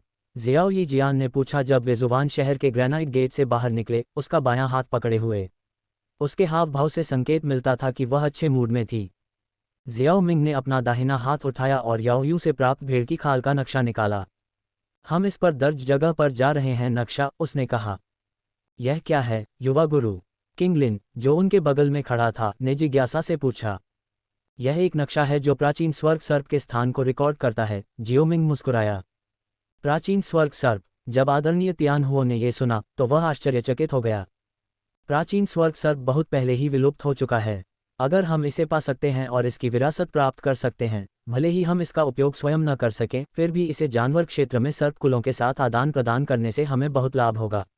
जियो मिंग, आपको इतनी अच्छी चीज़ कहाँ से मिली? वरिष्ठ याओ, आप पहले गहरी नींद में थे। मैंने यह नक्शा 9 शांत गहरे ग्राउंड पायथन जनजाति के एक बुजुर्ग से प्राप्त किया, जियो मिंग ने समझाया। मुझे आश्चर्य नहीं है कि आपको यह उनसे मिला, क्योंकि उनके रक्त का संबंध प्राचीन स्वर्गीय सर्प से है। लेकिन क्या आपको यकीन है कि कोई समस्या नहीं होगी? आदरणीय तियान हुओ ने अपनी भौहें सिकुड़ते हुए पूछा। जियाओ मिंग जानता था कि आदरणीय तियान हुओ किस बारे में बात कर रहा था, 9 शांत गहरे ग्राउंड पायथन जनजाति के उनके पीछे आने की संभावना। जवाब में जियाओ मिंग बस बेपरवाही से मुस्कुराया। अधिक से अधिक 9 शांत गहरे ग्राउंड पायथन जनजाति को केवल इतना पता था कि उसने आत्मरक्षा में एक परिधीय बुजुर्ग को मार डाला था और उसके पास पिल टॉवर की सुरक्षा थी। उसे किस बात का डर था? आदरणीय तियान हुओ ने जियाओ मिंग की उपस्थिति को देखकर अपना मुंह बंद कर लिया और जियाओ यी जियान, जो नक्शे का अध्ययन कर रहा था, ने ऊपर देखा और कहा, इस नक्शे पर चिन्हित स्थान यहाँ से उत्तर पश्चिम में 10,000 सर्प पर्वत श्रृंखला में है। ठीक है, चलो अब और समय बर्बाद नहीं करते, चलो चलें, जियो मिंग ने निर्णायक रूप से कहा। अध्याय 326, 10,000 सांप पर्वत श्रृंखला। 10,000 सांप पर्वत श्रृंखला हालांकि केंद्रीय मैदानों के उत्तर पश्चिमी क्षेत्र में विशेष रूप से प्रसिद्ध नहीं थी, लेकिन पूरी तरह से अज्ञात नहीं थी। इसकी प्रसिद्धि का मुख्य कारण एक शक्तिशाली सांप कबीले की उपस्थिति थी। जियाओ मिंग, जियाओ यी जियान, किंग लिन और आदरणीय तियान हुओ के साथ वर्महोल के माध्यम से कई स्थानांतरणों के साथ 1 महीने तक उड़ते रहे। अंत में घने बादलों और धुंध में लिपटी एक विशाल पर्वत श्रृंखला धीरे धीरे उनकी दृष्टि में दिखाई दी। 10,000 सांप पर्वत श्रृंखला शायद सबसे शानदार पर्वत श्रृंखला थी जिसे जियाओ मिंग ने अपनी कई वर्षों की यात्रा में कभी देखा था, जो पिछली लाइटनिंग फॉलिंग पर्वत श्रृंखला से भी आगे थी। घने बादलों और धुंध ने पर्वत श्रृंखला के अधिकांश हिस्से को ढक लिया, जिससे लोगों के लिए ये देखना असंभव हो गया कि अंदर क्या है।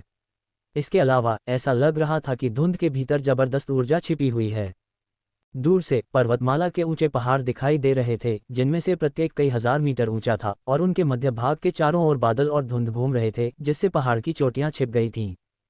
पहाड़ों को ढंकने वाली घनी धुंध गहरे बैंगनी काले रंग की थी, जो पहाड़ों के बीच में घनी हो गई थी और सूरज की रोशनी को रोक रही थी। आदरणीय तियान हुओ ने बैंगनी काले कोहरे को थोड़ा सा भौहें सिकोड़ते हुए देखा और कहा, जियाओ मिंग, ऐसा लगता है कि इस पर्वत श्रृंखला में प्रवेश करना आसान नहीं है। धुंध की उस मोटी परत को देखो, जिसमें असाधारण ऊर्जा उतार चढ़ाव है। इस धुंध का रंग बैंगनी काला है, जो दर्शाता है कि यह अत्यधिक जहरीला है। ये स्थान प्राचीन स्वर्गीय सर्प का दफन स्थल भी है, इसलिए कौन जानता है कि यहाँ क्या खतरे छिपे हो सकते हैं। जियाओ यी जियान ने भी अपनी नाजुक नाक उठाई, हवा में एक हल्की मीठी और तीखी गंध महसूस की। जहर के बारे में अच्छी जानकारी रखने वाले व्यक्ति के रूप में उसने तुरंत विश्लेषण किया कि गंध क्या दर्शाती है। उसने धीरे से अपने गुलाबी होंठ खोले और कहा, पूरी 10,000 सांप पर्वत श्रृंखला का नाम पहाड़ों में पाए जाने वाले असंख्य प्राकृतिक विषैले सांपों और विशाल अजगरों के नाम पर रखा गया है। ये मियास्मा हजारों सालों तक सांस लेने और छोड़ने के बाद इन विषैले सांपों और विशाल अजगरों की सांस का परिणाम होना चाहिए। किंग लिन ने सहमति में सिर हिलाया। जियाओ यी जियान के बगल में खड़ा था।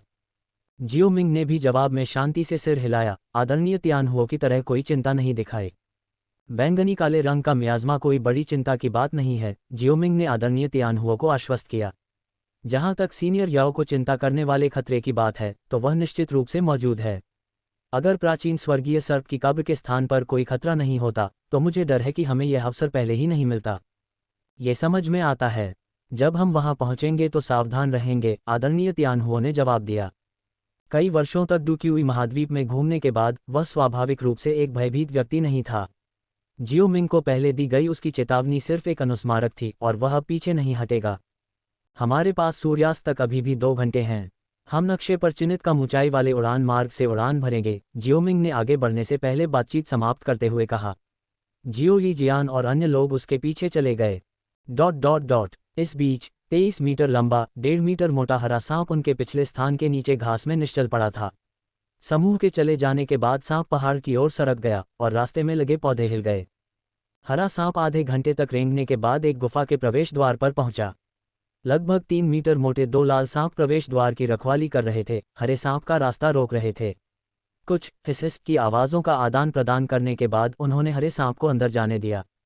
गुफा का अंदरूनी हिस्सा आश्चर्यजनक रूप से बड़ा था, जिसका व्यास कई हजार मीटर था। अंदर विभिन्न आकारों के सांप कुंडली मार रहे थे और मुड़ रहे थे। हरा सांप गुफा में तब तक चलता रहा जब तक वह गहराई तक नहीं पहुंच गया, जहां एक चमकदार लाल रोशनी चमक रही थी और कई मीटर ऊंची मूंगा चट्टानें क्षेत्र को बिखेर रही थीं, जिससे गुफा दिन की तरह चमक रही थी। गुफा के भीतर सैकड़ों मीटर लंबा एक विशाल पत्थर पड़ा था। एक रक्त लाल अजगर, जिसके तराजू चट्टान के आधार के चारों ओर लिपटे हुए थे, अपना सिर ऊपर उठाए हुए अंदर घुसे हरे सांप पर फुफकार रहा था। अपने आकार के बावजूद हरा सांप रक्त लाल अजगर की उपस्थिति में एक चींटी जैसा लग रहा था। कई अन्य बड़े सांप, जो आकार में थोड़े छोटे थे, भी रक्त लाल अजगर के किनारों से हरे सांप को करीब से देख रहे थे।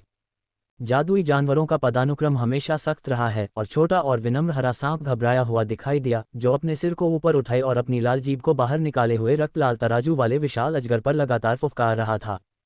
बड़े भाई जियारान, छोटे हरे सांप के वर्णन के अनुसार कई मानव पूर्वजों ने हमारे 10,000 सांप पर्वत श्रृंखला में प्रवेश किया है। दाईं ओर एक बड़ा सफेद सांप बोला। ये कुछ दिनों में हमारे कबीले का रक्त अनुष्ठान दिवस होगा। मुझे यकीन नहीं है कि उनकी योजना क्या है, लेकिन कुछ अप्रत्याशित बदलाव हो सकते हैं। क्या हमें कबीले के बुजुर्गों को सचेत करना चाहिए? बड़े भाई जियारान, सांप भगवान लंबे समय से दिखाई नहीं दिए हैं, बाईं ओर एक बड़े फूल सांप ने कहा। शायद जानवरों को वश में करने वाला संप्रदाय हमारे सांप फाड़ने वाले फूलों को देख रहा है। यह एक परीक्षा हो सकती है और हम लापरवाह नहीं हो सकते। पूरे डूक्यूई महाद्वीप में सांप जनजातियों में 10,000 सांप पर्वत श्रृंखला में सांप जनजाति की रक्त रेखाएं उन्नत नहीं थीं और उन्हें जनजाति भी नहीं माना जा सकता था। वे सांपों के कई अलग अलग समूहों का एक संग्रह थे जो सांप कबीले बनाने के लिए एक साथ इकट्ठे हुए थे। इसलिए उनके और 9 शांत गहरे ग्राउंड पायथन जनजाति के बीच कोई संबंध नहीं था।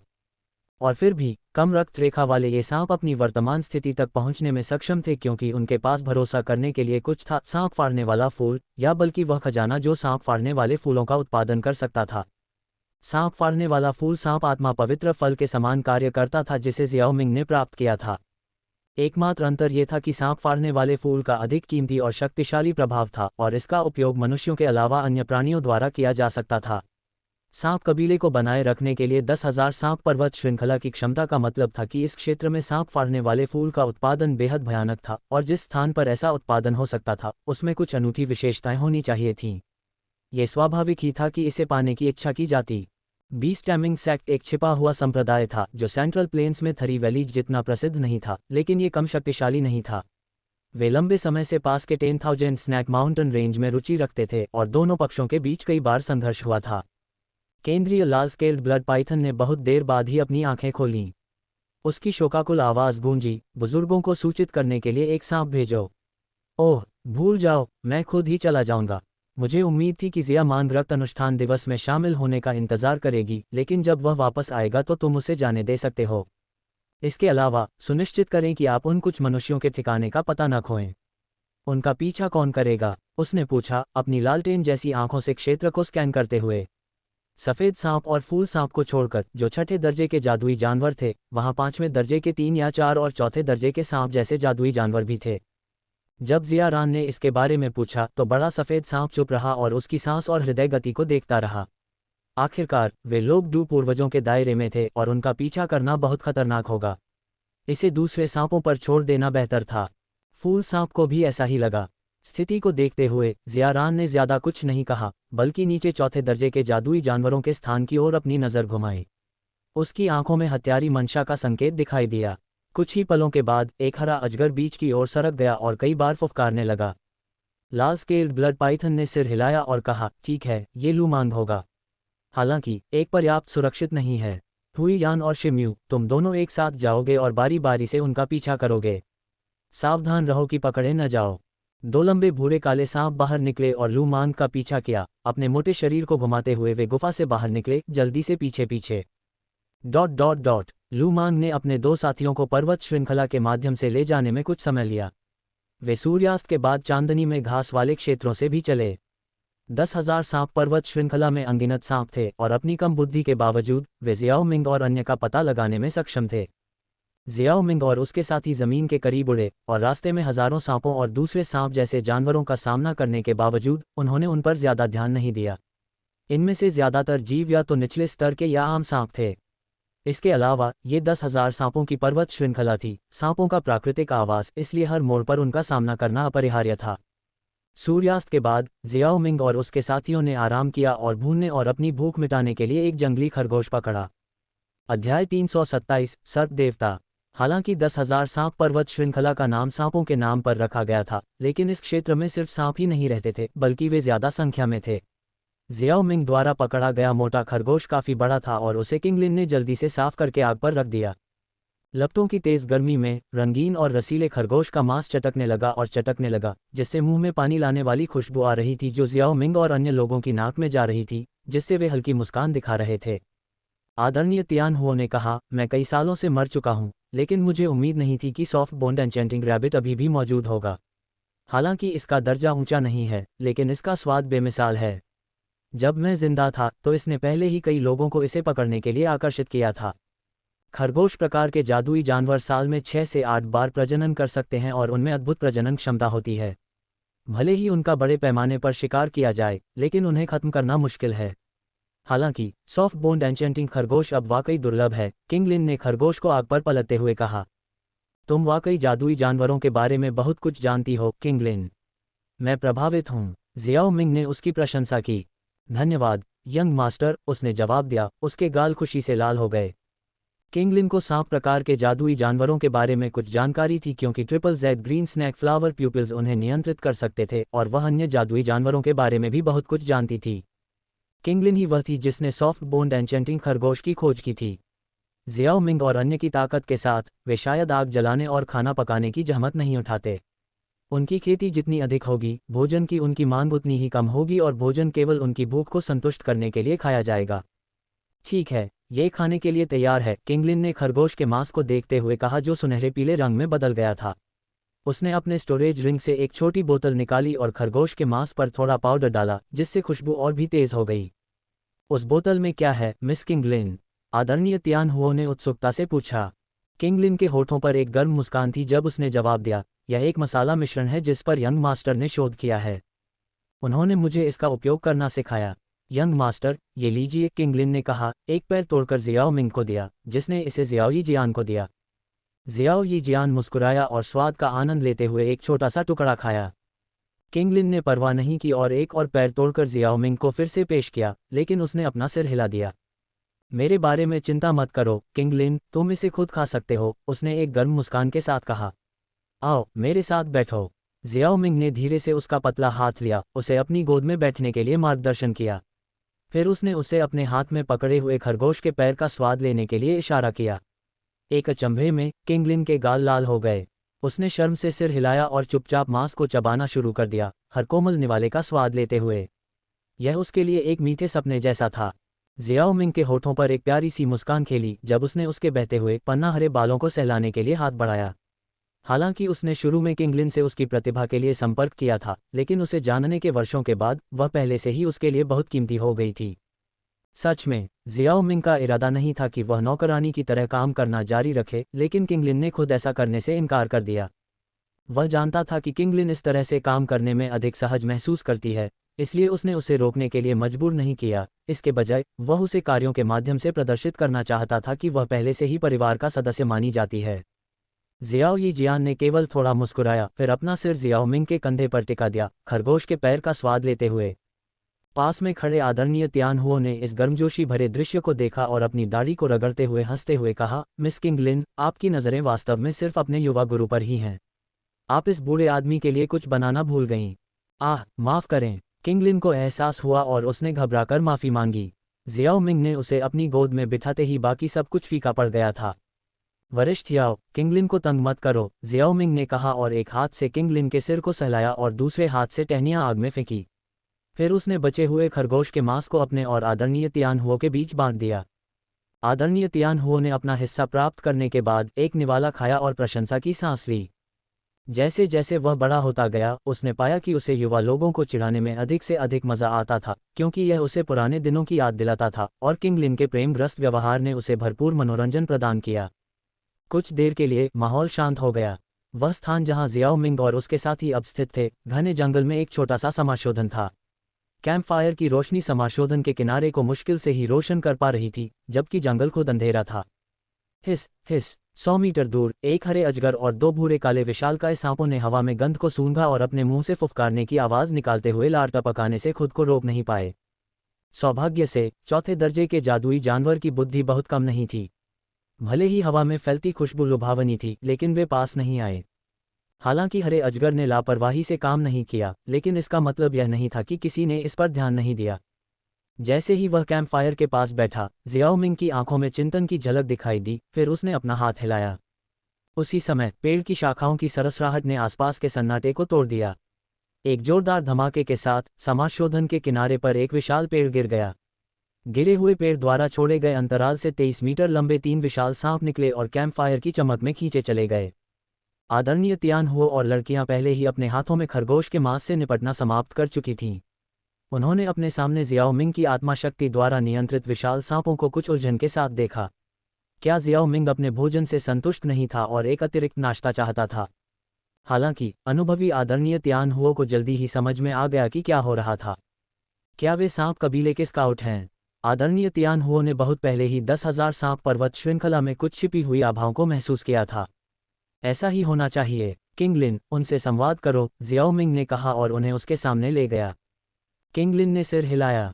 उसकी आंखों में एक हरी रोशनी चमकी और फिर वह क्षेत्र सांपों की अनोखी फुफकार से भर गया। युवा गुरु, वे वास्तव में इस क्षेत्र में सांप कबीले के स्काउट हैं। थोड़ी देर बाद किंगलिन ने अपना सिर घुमाया और कहा, 10,000 सांप पर्वत श्रृंखला में अनगिनत सांप प्रजातियां हैं और वे सभी इस कबीले के अनुचर हैं। चुपचाप चुपके से घुसना और उनसे पकड़े बिना प्राचीन स्वर्गीय सांप की कब्र के पास पहुंचना वास्तव में आसान नहीं है। जियाओ मिंग को आश्चर्य नहीं हुआ कि सांप कबीले के स्काउट दिखाई दिए। जब वह पर्वत श्रृंखला में प्रवेश करता था तो वह उनके ठिकाने को छिपाने के लिए बहुत अधिक प्रयास नहीं करता था।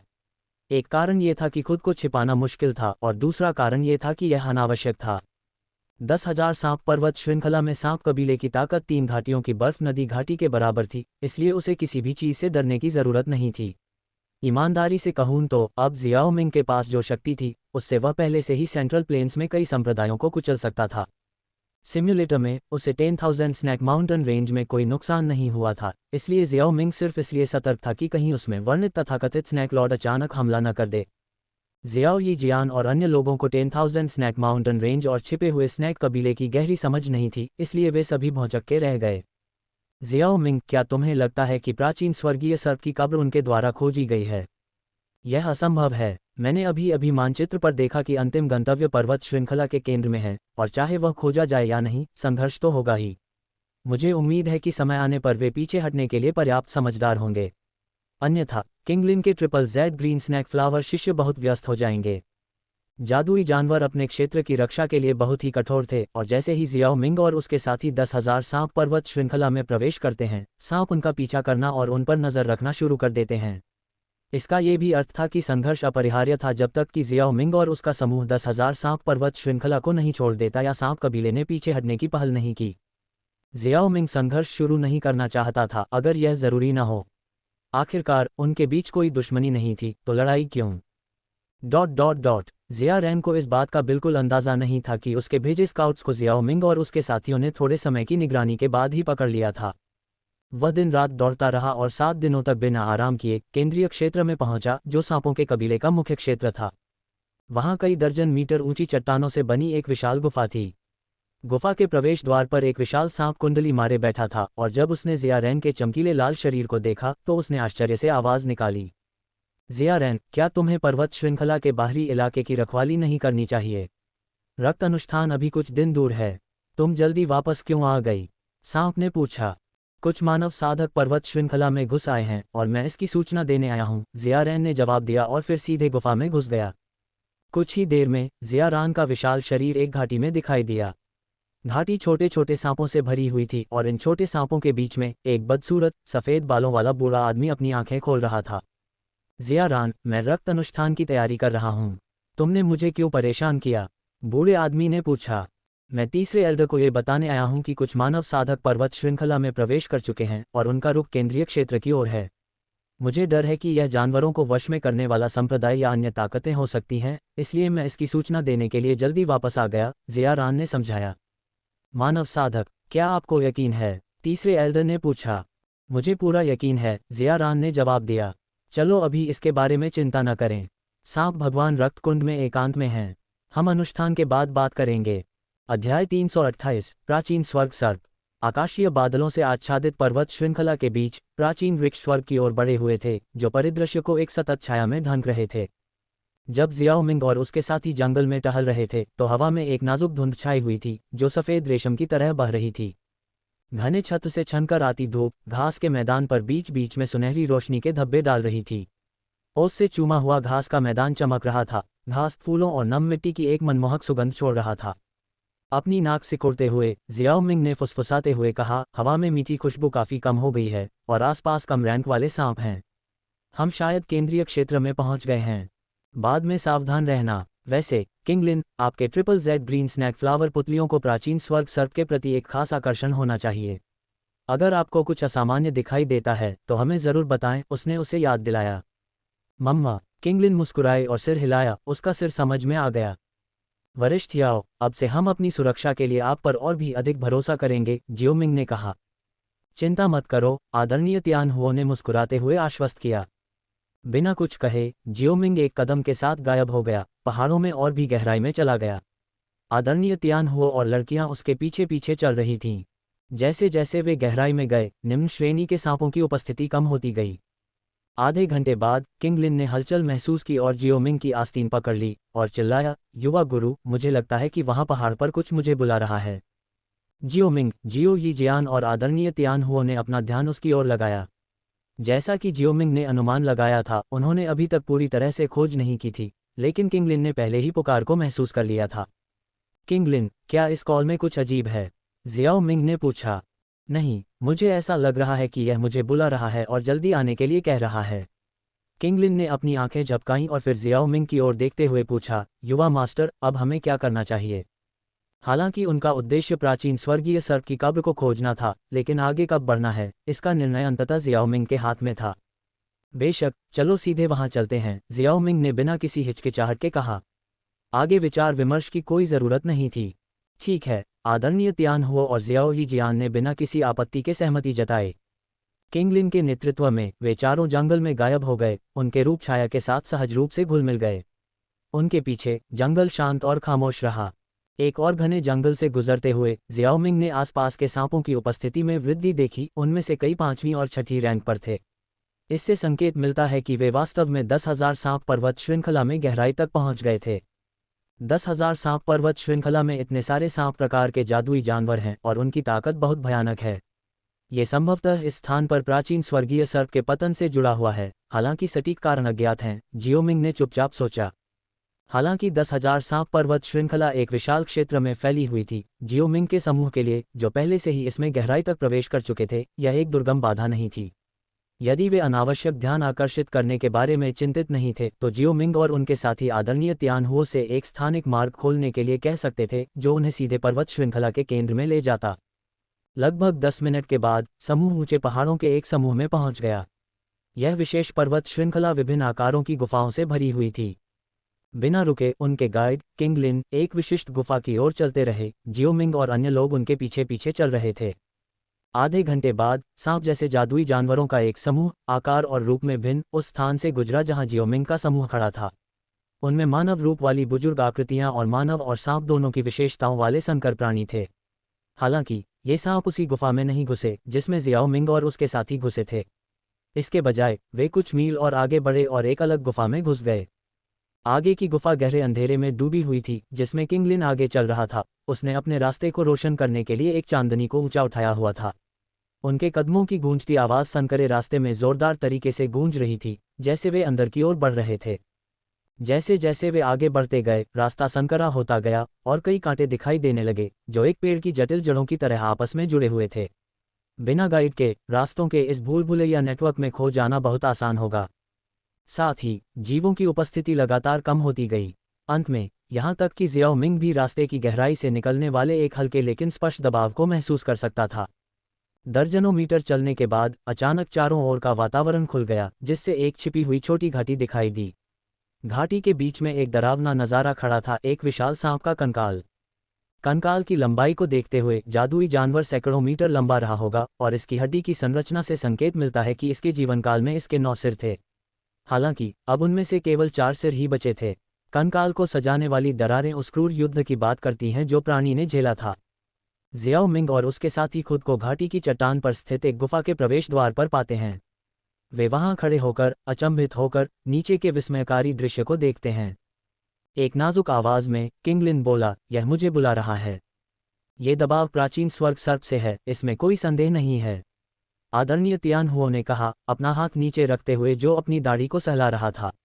उनकी अभिव्यक्ति गंभीर हो गई, क्योंकि उनके सामने सर्प का साधना क्षेत्र उनके अपने क्षेत्र से भी अधिक ऊंचा लग रहा था।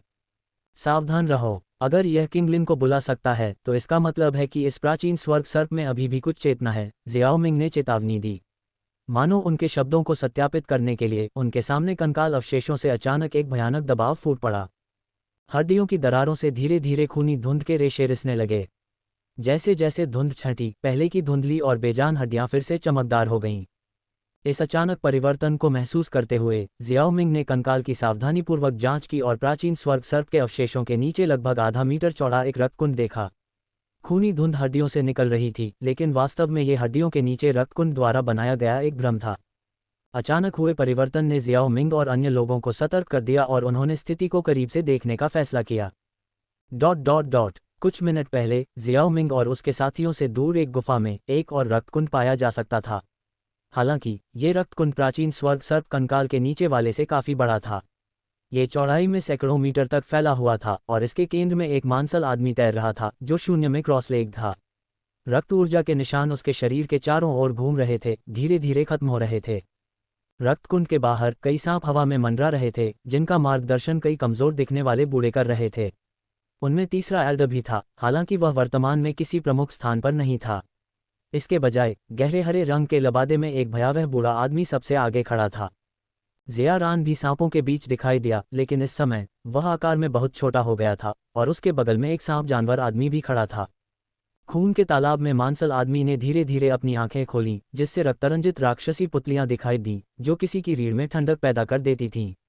बोलते समय उसकी आवाज़ एक भयानक स्वर के साथ गूंज उठी, क्या रक्त अनुष्ठान के लिए सब कुछ तैयार है? सांप भगवान, सब कुछ तैयार है, लेकिन क्या हमें वास्तव में इस अनुष्ठान को आगे बढ़ाने की ज़रूरत है? आखिरकार यह अनुष्ठान हमारे लिए ताज़ा रक्त को फिर से भरने का मौका है। हरे रंग के लबादे वाले बूढ़े आदमी ने आगे कदम बढ़ाया, उसका स्वर झिझक रहा था। मैं कई सालों से 5 सितारा डू वेनेरेट स्तर पर स्थिर रहा हूँ। यह अनुष्ठान मेरे लिए आगे बढ़ने का एकमात्र तरीका है, सांप भगवान ने जवाब दिया, हरे रंग के लबादे वाले बूढ़े आदमी को उदासीनता से देखते हुए। उसका स्वर दृढ़ था, डगमगाने का कोई इरादा नहीं दिखा रहा था। अध्याय 329 परिवर्तन और अधीनता। हरे वस्त्र पहने बुजुर्ग ने यह सुनकर आह भरी, लेकिन कुछ और नहीं कहा। निम्न श्रेणी की रक्तरेखा वाले उनके सांप कबीले के वर्तमान स्थिति में पहुंचने का कारण उनके सामने रक्तकुंड था। सांप प्रकार के जादुई जानवरों को इसमें रखने से रक्तकुंड सक्रिय हो जाता था, जिससे ऊर्जा निकलती थी जो सांप की रक्तरेखा को बेहतर बना सकती थी और यहां तक कि रक्तरेखा उत्परिवर्तन भी पैदा कर सकती थी। हालांकि सफलता की दर कम थी, लेकिन बड़ी संख्या में निम्न स्तर के सांपों के जमा होने से उचित प्रभाव पड़ा था और वे अपने कबीले को बनाए रखने और उसमें नए सदस्यों को जोड़ने के लिए इस पर निर्भर थे। उस समय वे सभी अपनी वर्तमान उपलब्धियां प्राप्त करने से पहले रक्तकुंड में डुबकी लगाते थे।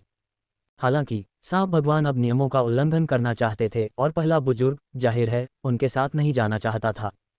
लेकिन प्रथम एल्डर होने के बावजूद वह केवल 2 सितारा डू वेनेरेट था, जबकि स्नैक लॉर्ड 5 सितारा डू वेनेरेट था, इसलिए वह स्नैक लॉर्ड के निर्णय को रद्द नहीं कर सकता था। रक्त अनुष्ठान शुरू हो जाए, मांसल आदमी ने गहरी आवाज में कहा, फिर अपनी आंखें बंद कर लीं। शुरू करो। हरे रंग की पोशाक पहने एल्डर केवल अपने हाथ को पीछे हिला सकता था। उससे कुछ ही दूरी पर बदसूरत दिखने वाले तीसरे एल्डर ने थोड़ा सिर हिलाया, 2 कदम आगे बढ़ा, अपना हाथ हिलाया और एक छोटा लाल झंडा दिखाई दिया। तीसरे एल्डर ने कुछ मंत्र बुदबुदाए और स्थिर रक्त पूल उबलने लगा, जिसकी सतह पर मिट्टी के आकार के छोटे बुलबुले दिखाई देने लगे।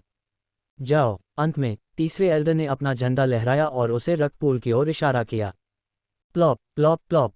तुरंत अनगिनत छोटे सांप रक्त पूल में दौड़ पड़े, छत, चट्टानों और जमीन से सांपों की बारिश की तरह उतर आए। जैसे ही ये छोटे छोटे सांप अंदर घुसे, खून के तालाब से अचानक तेज रोशनी निकली और वह तेजी से उबलने लगा। जब सांप तालाब में घुसे तो वे आपस में लिपट गए और उनमें से अधिकांश पिघलकर खून में बदल गए, तालाब का हिस्सा बन गए, केवल एक छोटा हिस्सा ही बच पाया। अनगिनत छोटे छोटे सांप किनारे पर कतार में खड़े थे, उत्सुकता से पूल में कूदने के लिए अपनी बारी का इंतजार कर रहे थे। तीसरे एल्डर ने बिना पलक झपकाए इस दृश्य को देखा, क्योंकि उसने इस प्रक्रिया को पहले भी अनगिनत बार देखा था। रक्त रेखाओं की सीमाओं को तोड़ना एक चुनौतीपूर्ण प्रयास था, जिसमें सफलता या मृत्यु ही एकमात्र परिणाम था। वह इस तरह के बलिदानों का आदी हो चुका था। कुछ समय बाद चौथे रैंक से नीचे के सभी सांप प्रकार के जादुई जानवर रक्त के कुंड में प्रवेश कर गए, फिर भी कुंड का स्तर अपरिवर्तित रहा। सांपों के आने के बावजूद यह ऊपर नहीं उठा। रक्त के कुंड के ऊपर क्रॉस लेग करके बैठे सांप भगवान ने अपने हाथों से छेड़छाड़ करना शुरू कर दिया, जिससे जटिल मुहरें बन गईं। कुंड की सतह पर लहरें फैल गईं, जो हर गुजरते पल के साथ मजबूत होती गईं। कुंड की सतह से लाल धुंध के झोंके उठने लगे, जिससे बचे हुए छोटे सांप रक्त के कुंड में विलीन हो गए। सर्प भगवान की आभा धीरे धीरे तीव्र होती गई और यह इस समय था कि जियाओ मिंग और उनके साथी छोटी घाटी में पहुंचे। उन्हें लगा कि कुछ असामान्य हो रहा है। थोड़ी देर प्रतीक्षा करने के बाद जियाओ मिंग और अन्य लोगों ने देखा कि यद्यपि प्राचीन स्वर्ग सर्प कंकाल के पास रक्त धुंध झिलमिला रहा था, लेकिन कोई महत्वपूर्ण हलचल नहीं थी। अपने विकल्पों पर विचार करने के बाद जियाओ मिंग ने किंगलिन और अन्य लोगों को इशारा किया, उन्हें संकेत दिया कि वे उसके पीछे चलें क्योंकि वह सीधे कंकाल के स्थान पर उड़ गया। छोटी घाटी विशेष रूप से बड़ी नहीं थी और हर कोई जल्दी से खुद को कंकाल के सामने पाया। यह इस समय था कि अचानक परिवर्तन हुआ। बूंद बूंद करके चमकदार तरल धीरे धीरे कंकाल से गिर रहा था और जैसे जैसे तरल फैलता गया, एक बार क्रिस्टल सा साफ हड्डियों ने अपनी चमक खो दी, अंततः हड्डियों के टुकड़ों के ढेर में टूट गए। साथ ही क्षेत्र को घेरने वाला रक्त धुंध गाढ़ा हो गया और पास के रक्तपूल के ऊपर एकत्र हो गया। ये बन गया और फैलने से इनकार कर दिया, एक भयंकर आभा उत्सर्जित कर रहा था। धुंध से एक भयावह गर्जना गूंजी। जैसे जैसे धुंध बढ़ती गई और रूप रंग बदलता गया, 9 भयंकर सिर वाला एक विशाल सर्प जियाओ मिंग और उसके साथियों के सामने प्रकट हुआ। इसकी उपस्थिति ने एक घातक आभा बिखेरी जिससे उनकी रीढ़ में सिहरन पैदा हो गई। गुफा के अंदर सर्प भगवान की आभा अचानक फूट पड़ी जिससे उसका शरीर बेतहाशा कांपने लगा। फिर कहीं से रक्त के कुंड से 3 मीटर चौड़ी रक्त की धारा फूट पड़ी जिसने उसे घेर लिया। अच्छा नहीं, ये दृश्य देखकर वहां मौजूद सभी लोगों के चेहरे बदल गए। हालांकि रक्त के कुंड में सांपों के लिए उपयोगी विशेष ऊर्जा थी, लेकिन ये बेहद क्रूर था। केवल अविकसित बुद्धि वाले छोटे सांप ही बिना किसी परेशानी के उसमें प्रवेश कर सकते थे। उनके जैसे लोगों के लिए, जिन्होंने पहले से ही अपनी बुद्धि विकसित कर ली थी, रक्त के कुंड के संपर्क में आने से उनका दिमाग आसानी से बिखर सकता था और वे अपनी तर्कसंगतता खो सकते थे। यही कारण था कि सर्प भगवान कुंड में प्रवेश करने के बजाय उसकी सतह पर तैर रहे थे। इसके बावजूद सर्प देवता अभी भी कुछ हद तक प्रभावित थे, जैसा कि पहले उनकी रक्तवर्ण आंखों से स्पष्ट था। अब रक्त का तालाब सीधे उनके चारों ओर लिपटा हुआ था और सभी को लगा कि यह एक विपत्ति है। हरे वस्त्र पहने हुए बुजुर्ग ने अपने दांत पीस लिए, अपने पैर पटक दिए और सर्प देवता पर तीर की तरह हमला कर दिया। वह सर्प देवता की ओर तेजी से बढ़ा और इससे पहले कि वह रक्त स्तंभ तक पहुंचता, एक हरे रंग का डुकी हुई हथेली का निशान पहले ही सर्प देवता की ओर फेंका जा चुका था। डुकी हुई हथेली के निशान के प्रभाव में रक्त स्तंभ एक जोरदार धमाके के साथ ढह गया, लेकिन इस समय सर्प देवता बिना किसी निशान के पहले ही गायब हो चुके थे। लानत है, ये दृश्य देखकर हरे वस्त्र पहने बुजुर्ग की पुतलियां सिकुड़ गईं और उसने धीरे से अपना सिर नीचे कर लिया। सर्प देवता रक्त तालाब में प्रवेश कर चुके थे। रक्त तालाब एक शुद्ध रक्त लाल दुनिया थी और असंख्य छोटे सांप जिन्हें पहले इसमें फेंका गया था, उनका इस पर कोई प्रभाव नहीं पड़ा। अपने चेहरे पर संघर्षपूर्ण भाव के साथ सर्प भगवान रक्त के कुंड में प्रकट हुए। हालांकि कुछ ही क्षणों के बाद उनकी आंखों की जगह लाल चमक आ गई। सर्प भगवान, जो अपनी चेतना खो चुके थे, ने धीरे से अपना सिर उठाया और रक्त के कुंड के ऊपर देखा, जहां एल्द अपना सिर नीचे किए हुए खड़े थे। यह एक प्राचीन स्वर्ग सर्प का आत्मा शरीर है। ये कम से कम 6 सितारा डू वेनेरेट के स्तर का है। आदरणीय तियान हुओ की आंखें फड़क उठी क्योंकि उन्होंने मजबूत आत्मा उतार चढ़ाव महसूस किया। एक 6 सितारा डू वेनेरेट, यहाँ तक कि जियाओ मिंग भी अपनी लार निगलने से खुद को नहीं रोक सका। अगर इस प्राचीन स्वर्ग सर्प में अभी भी ऐसी शक्ति होती तो इससे निपटना आसान नहीं होता। युद्ध के लिए तैयार हो जाओ। किसी भी मामले में आइए पहले इस चीज को वश में करें। एक आत्मा शरीर लंबे समय तक नहीं टिक सकता, जियाओ मिंग ने कहा। उसकी आंखें तीखी हो गईं। उसने अपनी 2 सुनहरी कठपुतलियों को बुलाया, जिसका उद्देश्य सर्प के आत्मा शरीर की शक्ति को कमजोर करना था। रुको युवा गुरु, अगर सिर्फ आत्मा शरीर ही बचा रहे तो मुझे लगता है कि मैं इसकी शक्ति को कम किए बिना इसे नियंत्रित कर सकता हूँ। ऐसा लगता है कि यह मेरा विरोध नहीं कर सकता, किंगलिन ने झिझकते हुए कहा। जियाओ मिंग झिझका। वह जानता था कि किंगलिन में प्राचीन स्वर्गीय सर्प की आत्मा को नियंत्रित करने की क्षमता है। यही वजह है कि वह उसे उसके दफन स्थल पर ले आया। हालांकि उसे यकीन नहीं था कि वह डू सम्राट होने के बावजूद उसके आत्मा शरीर की मौजूदा शक्ति को सहन कर सकती है या नहीं।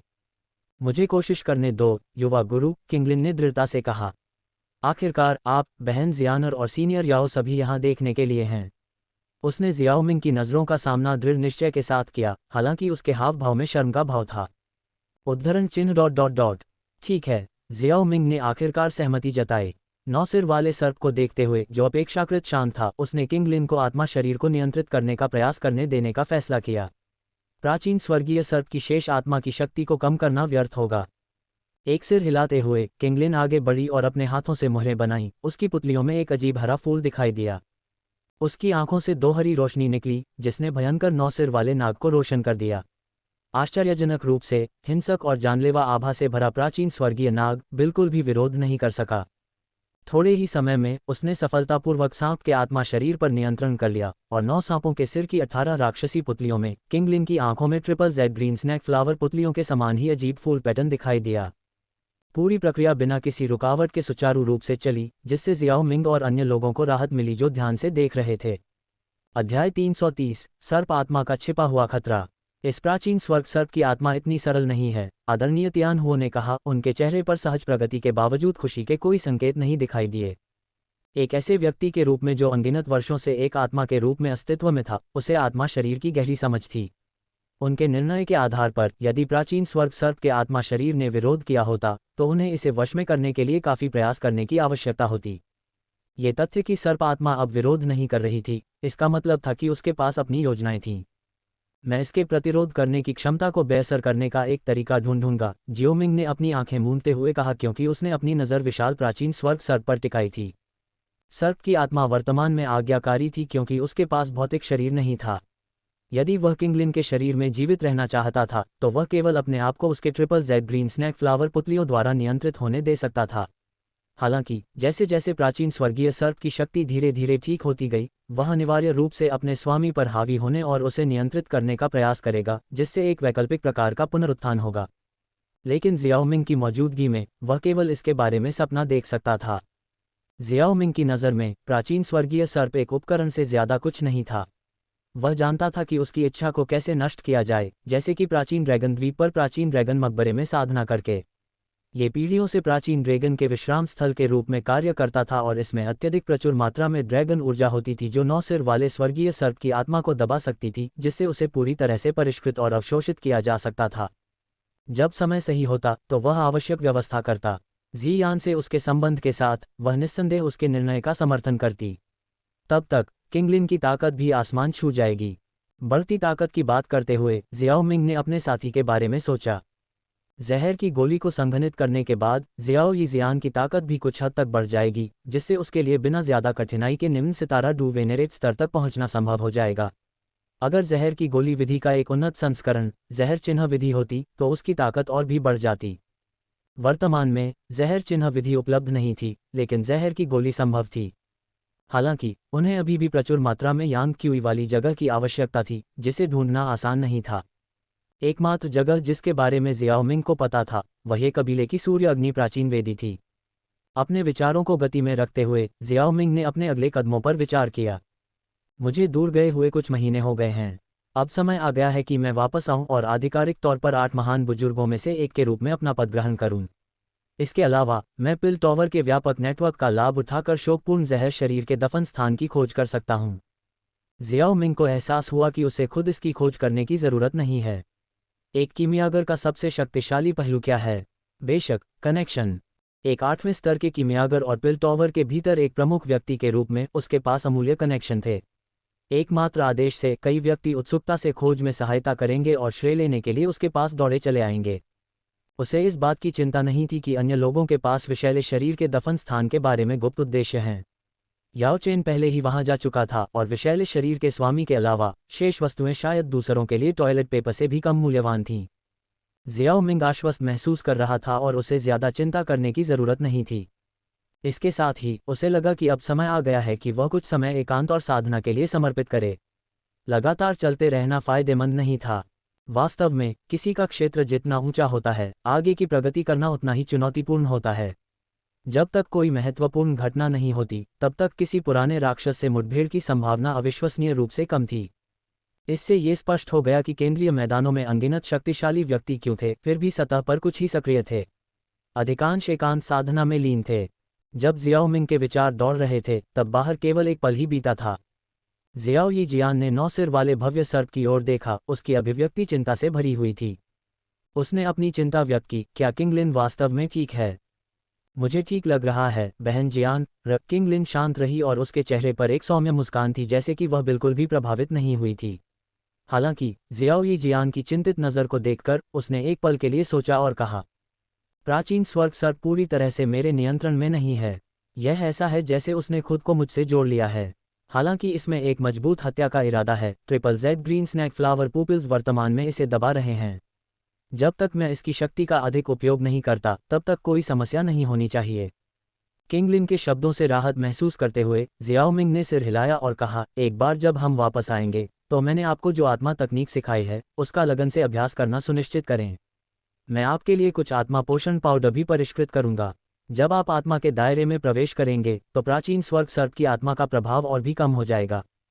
उन्होंने आगे कहा, यदि इस अवधि के दौरान सर्प की आत्मा में कोई असामान्य परिवर्तन होता है तो मुझे तुरंत सूचित करें।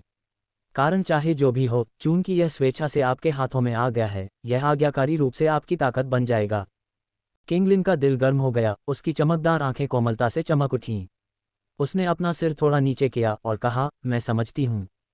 जियाओ मिंग मुस्कुराया। प्राचीन स्वर्ग सर्प के नियंत्रण में होने के कारण उनकी यात्रा का ये हिस्सा पूरा माना जा सकता था। हालांकि इस उपलब्धि के अलावा उनके अभियान से कोई अन्य महत्वपूर्ण लाभ नहीं हुआ। प्राचीन स्वर्ग सर्प का दफन स्थान असाधारण रूप से विशेष लग रहा था और जियाओ मिंग ने यह भी पाया कि इसका अन्वेषण पर अवरोधक प्रभाव था। लेकिन यह अभी भी थोड़ा निराशाजनक था। जैसे ही जियाओ मिंग को पछतावा हो रहा था, किंगलिन ने ऊपर देखा और कहा, युवा मास्टर, जब हमने प्राचीन स्वर्ग सर्प की आत्मा को वश में किया तो मैं उससे जानकारी के टुकड़े प्राप्त करने में कामयाब रहा। ये रक्तकुंड उसके गिरने के बाद बना था और यह सांपों के लिए बहुत शक्तिशाली है। शायद हम जियाओ कई को इसे अवशोषित करने की अनुमति दे सकते हैं। जियाओ मिंग ने आश्चर्य से रक्तकुंड को देखा। ऐसा लग रहा था कि सिमुलेशन में पहले इसका उल्लेख नहीं किया गया था। सिम्युलेटर की विशेषताओं के बारे में सोचते हुए जियाओ मिंग ने अंदर ही अंदर अपना सिर हिलाया। सिम्युलेटर ऐसा ही था। सिम्युलेटेड जीवन के हर विवरण को प्रस्तुत करना असंभव था। क्या इसका सांपों पर बहुत अच्छा प्रभाव पड़ता है? जियाओ मिंग ने फुसफुसाते हुए अपना दाहिना हाथ उठाया, अपनी आस्तीन ऊपर करके अपनी कलाई के चारों ओर लिपटे एक छोटे से 7 रंगों वाले सांप को दिखाया। अपनी उंगली के एक झटके से उसने छोटे सांप के सिर को हल्के से थपथपाया। जवाब में सांप हिल गया और धीरे धीरे अपनी आंखें खोलीं। जैसे ही 7 रंगों वाला सांप जागा, वह जियाओ मिंग के सामने तैरने लगा। उसका छोटा सिर उसके गाल पर रगड़ रहा था, जिससे एक स्नेहपूर्ण व्यवहार झलक रहा था। जियाओ यी जियान और किंगलिन, जो उसके बगल में खड़े थे, जियाओ मिंग के लिए सांप के स्नेह को देखकर ईर्ष्या से भर गए। महिलाओं को स्वाभाविक रूप से प्यारे जीव अनूठे लगते हैं और 7 रंगों वाला स्वर्ग निगलने वाला अजगर कोई अपवाद नहीं था।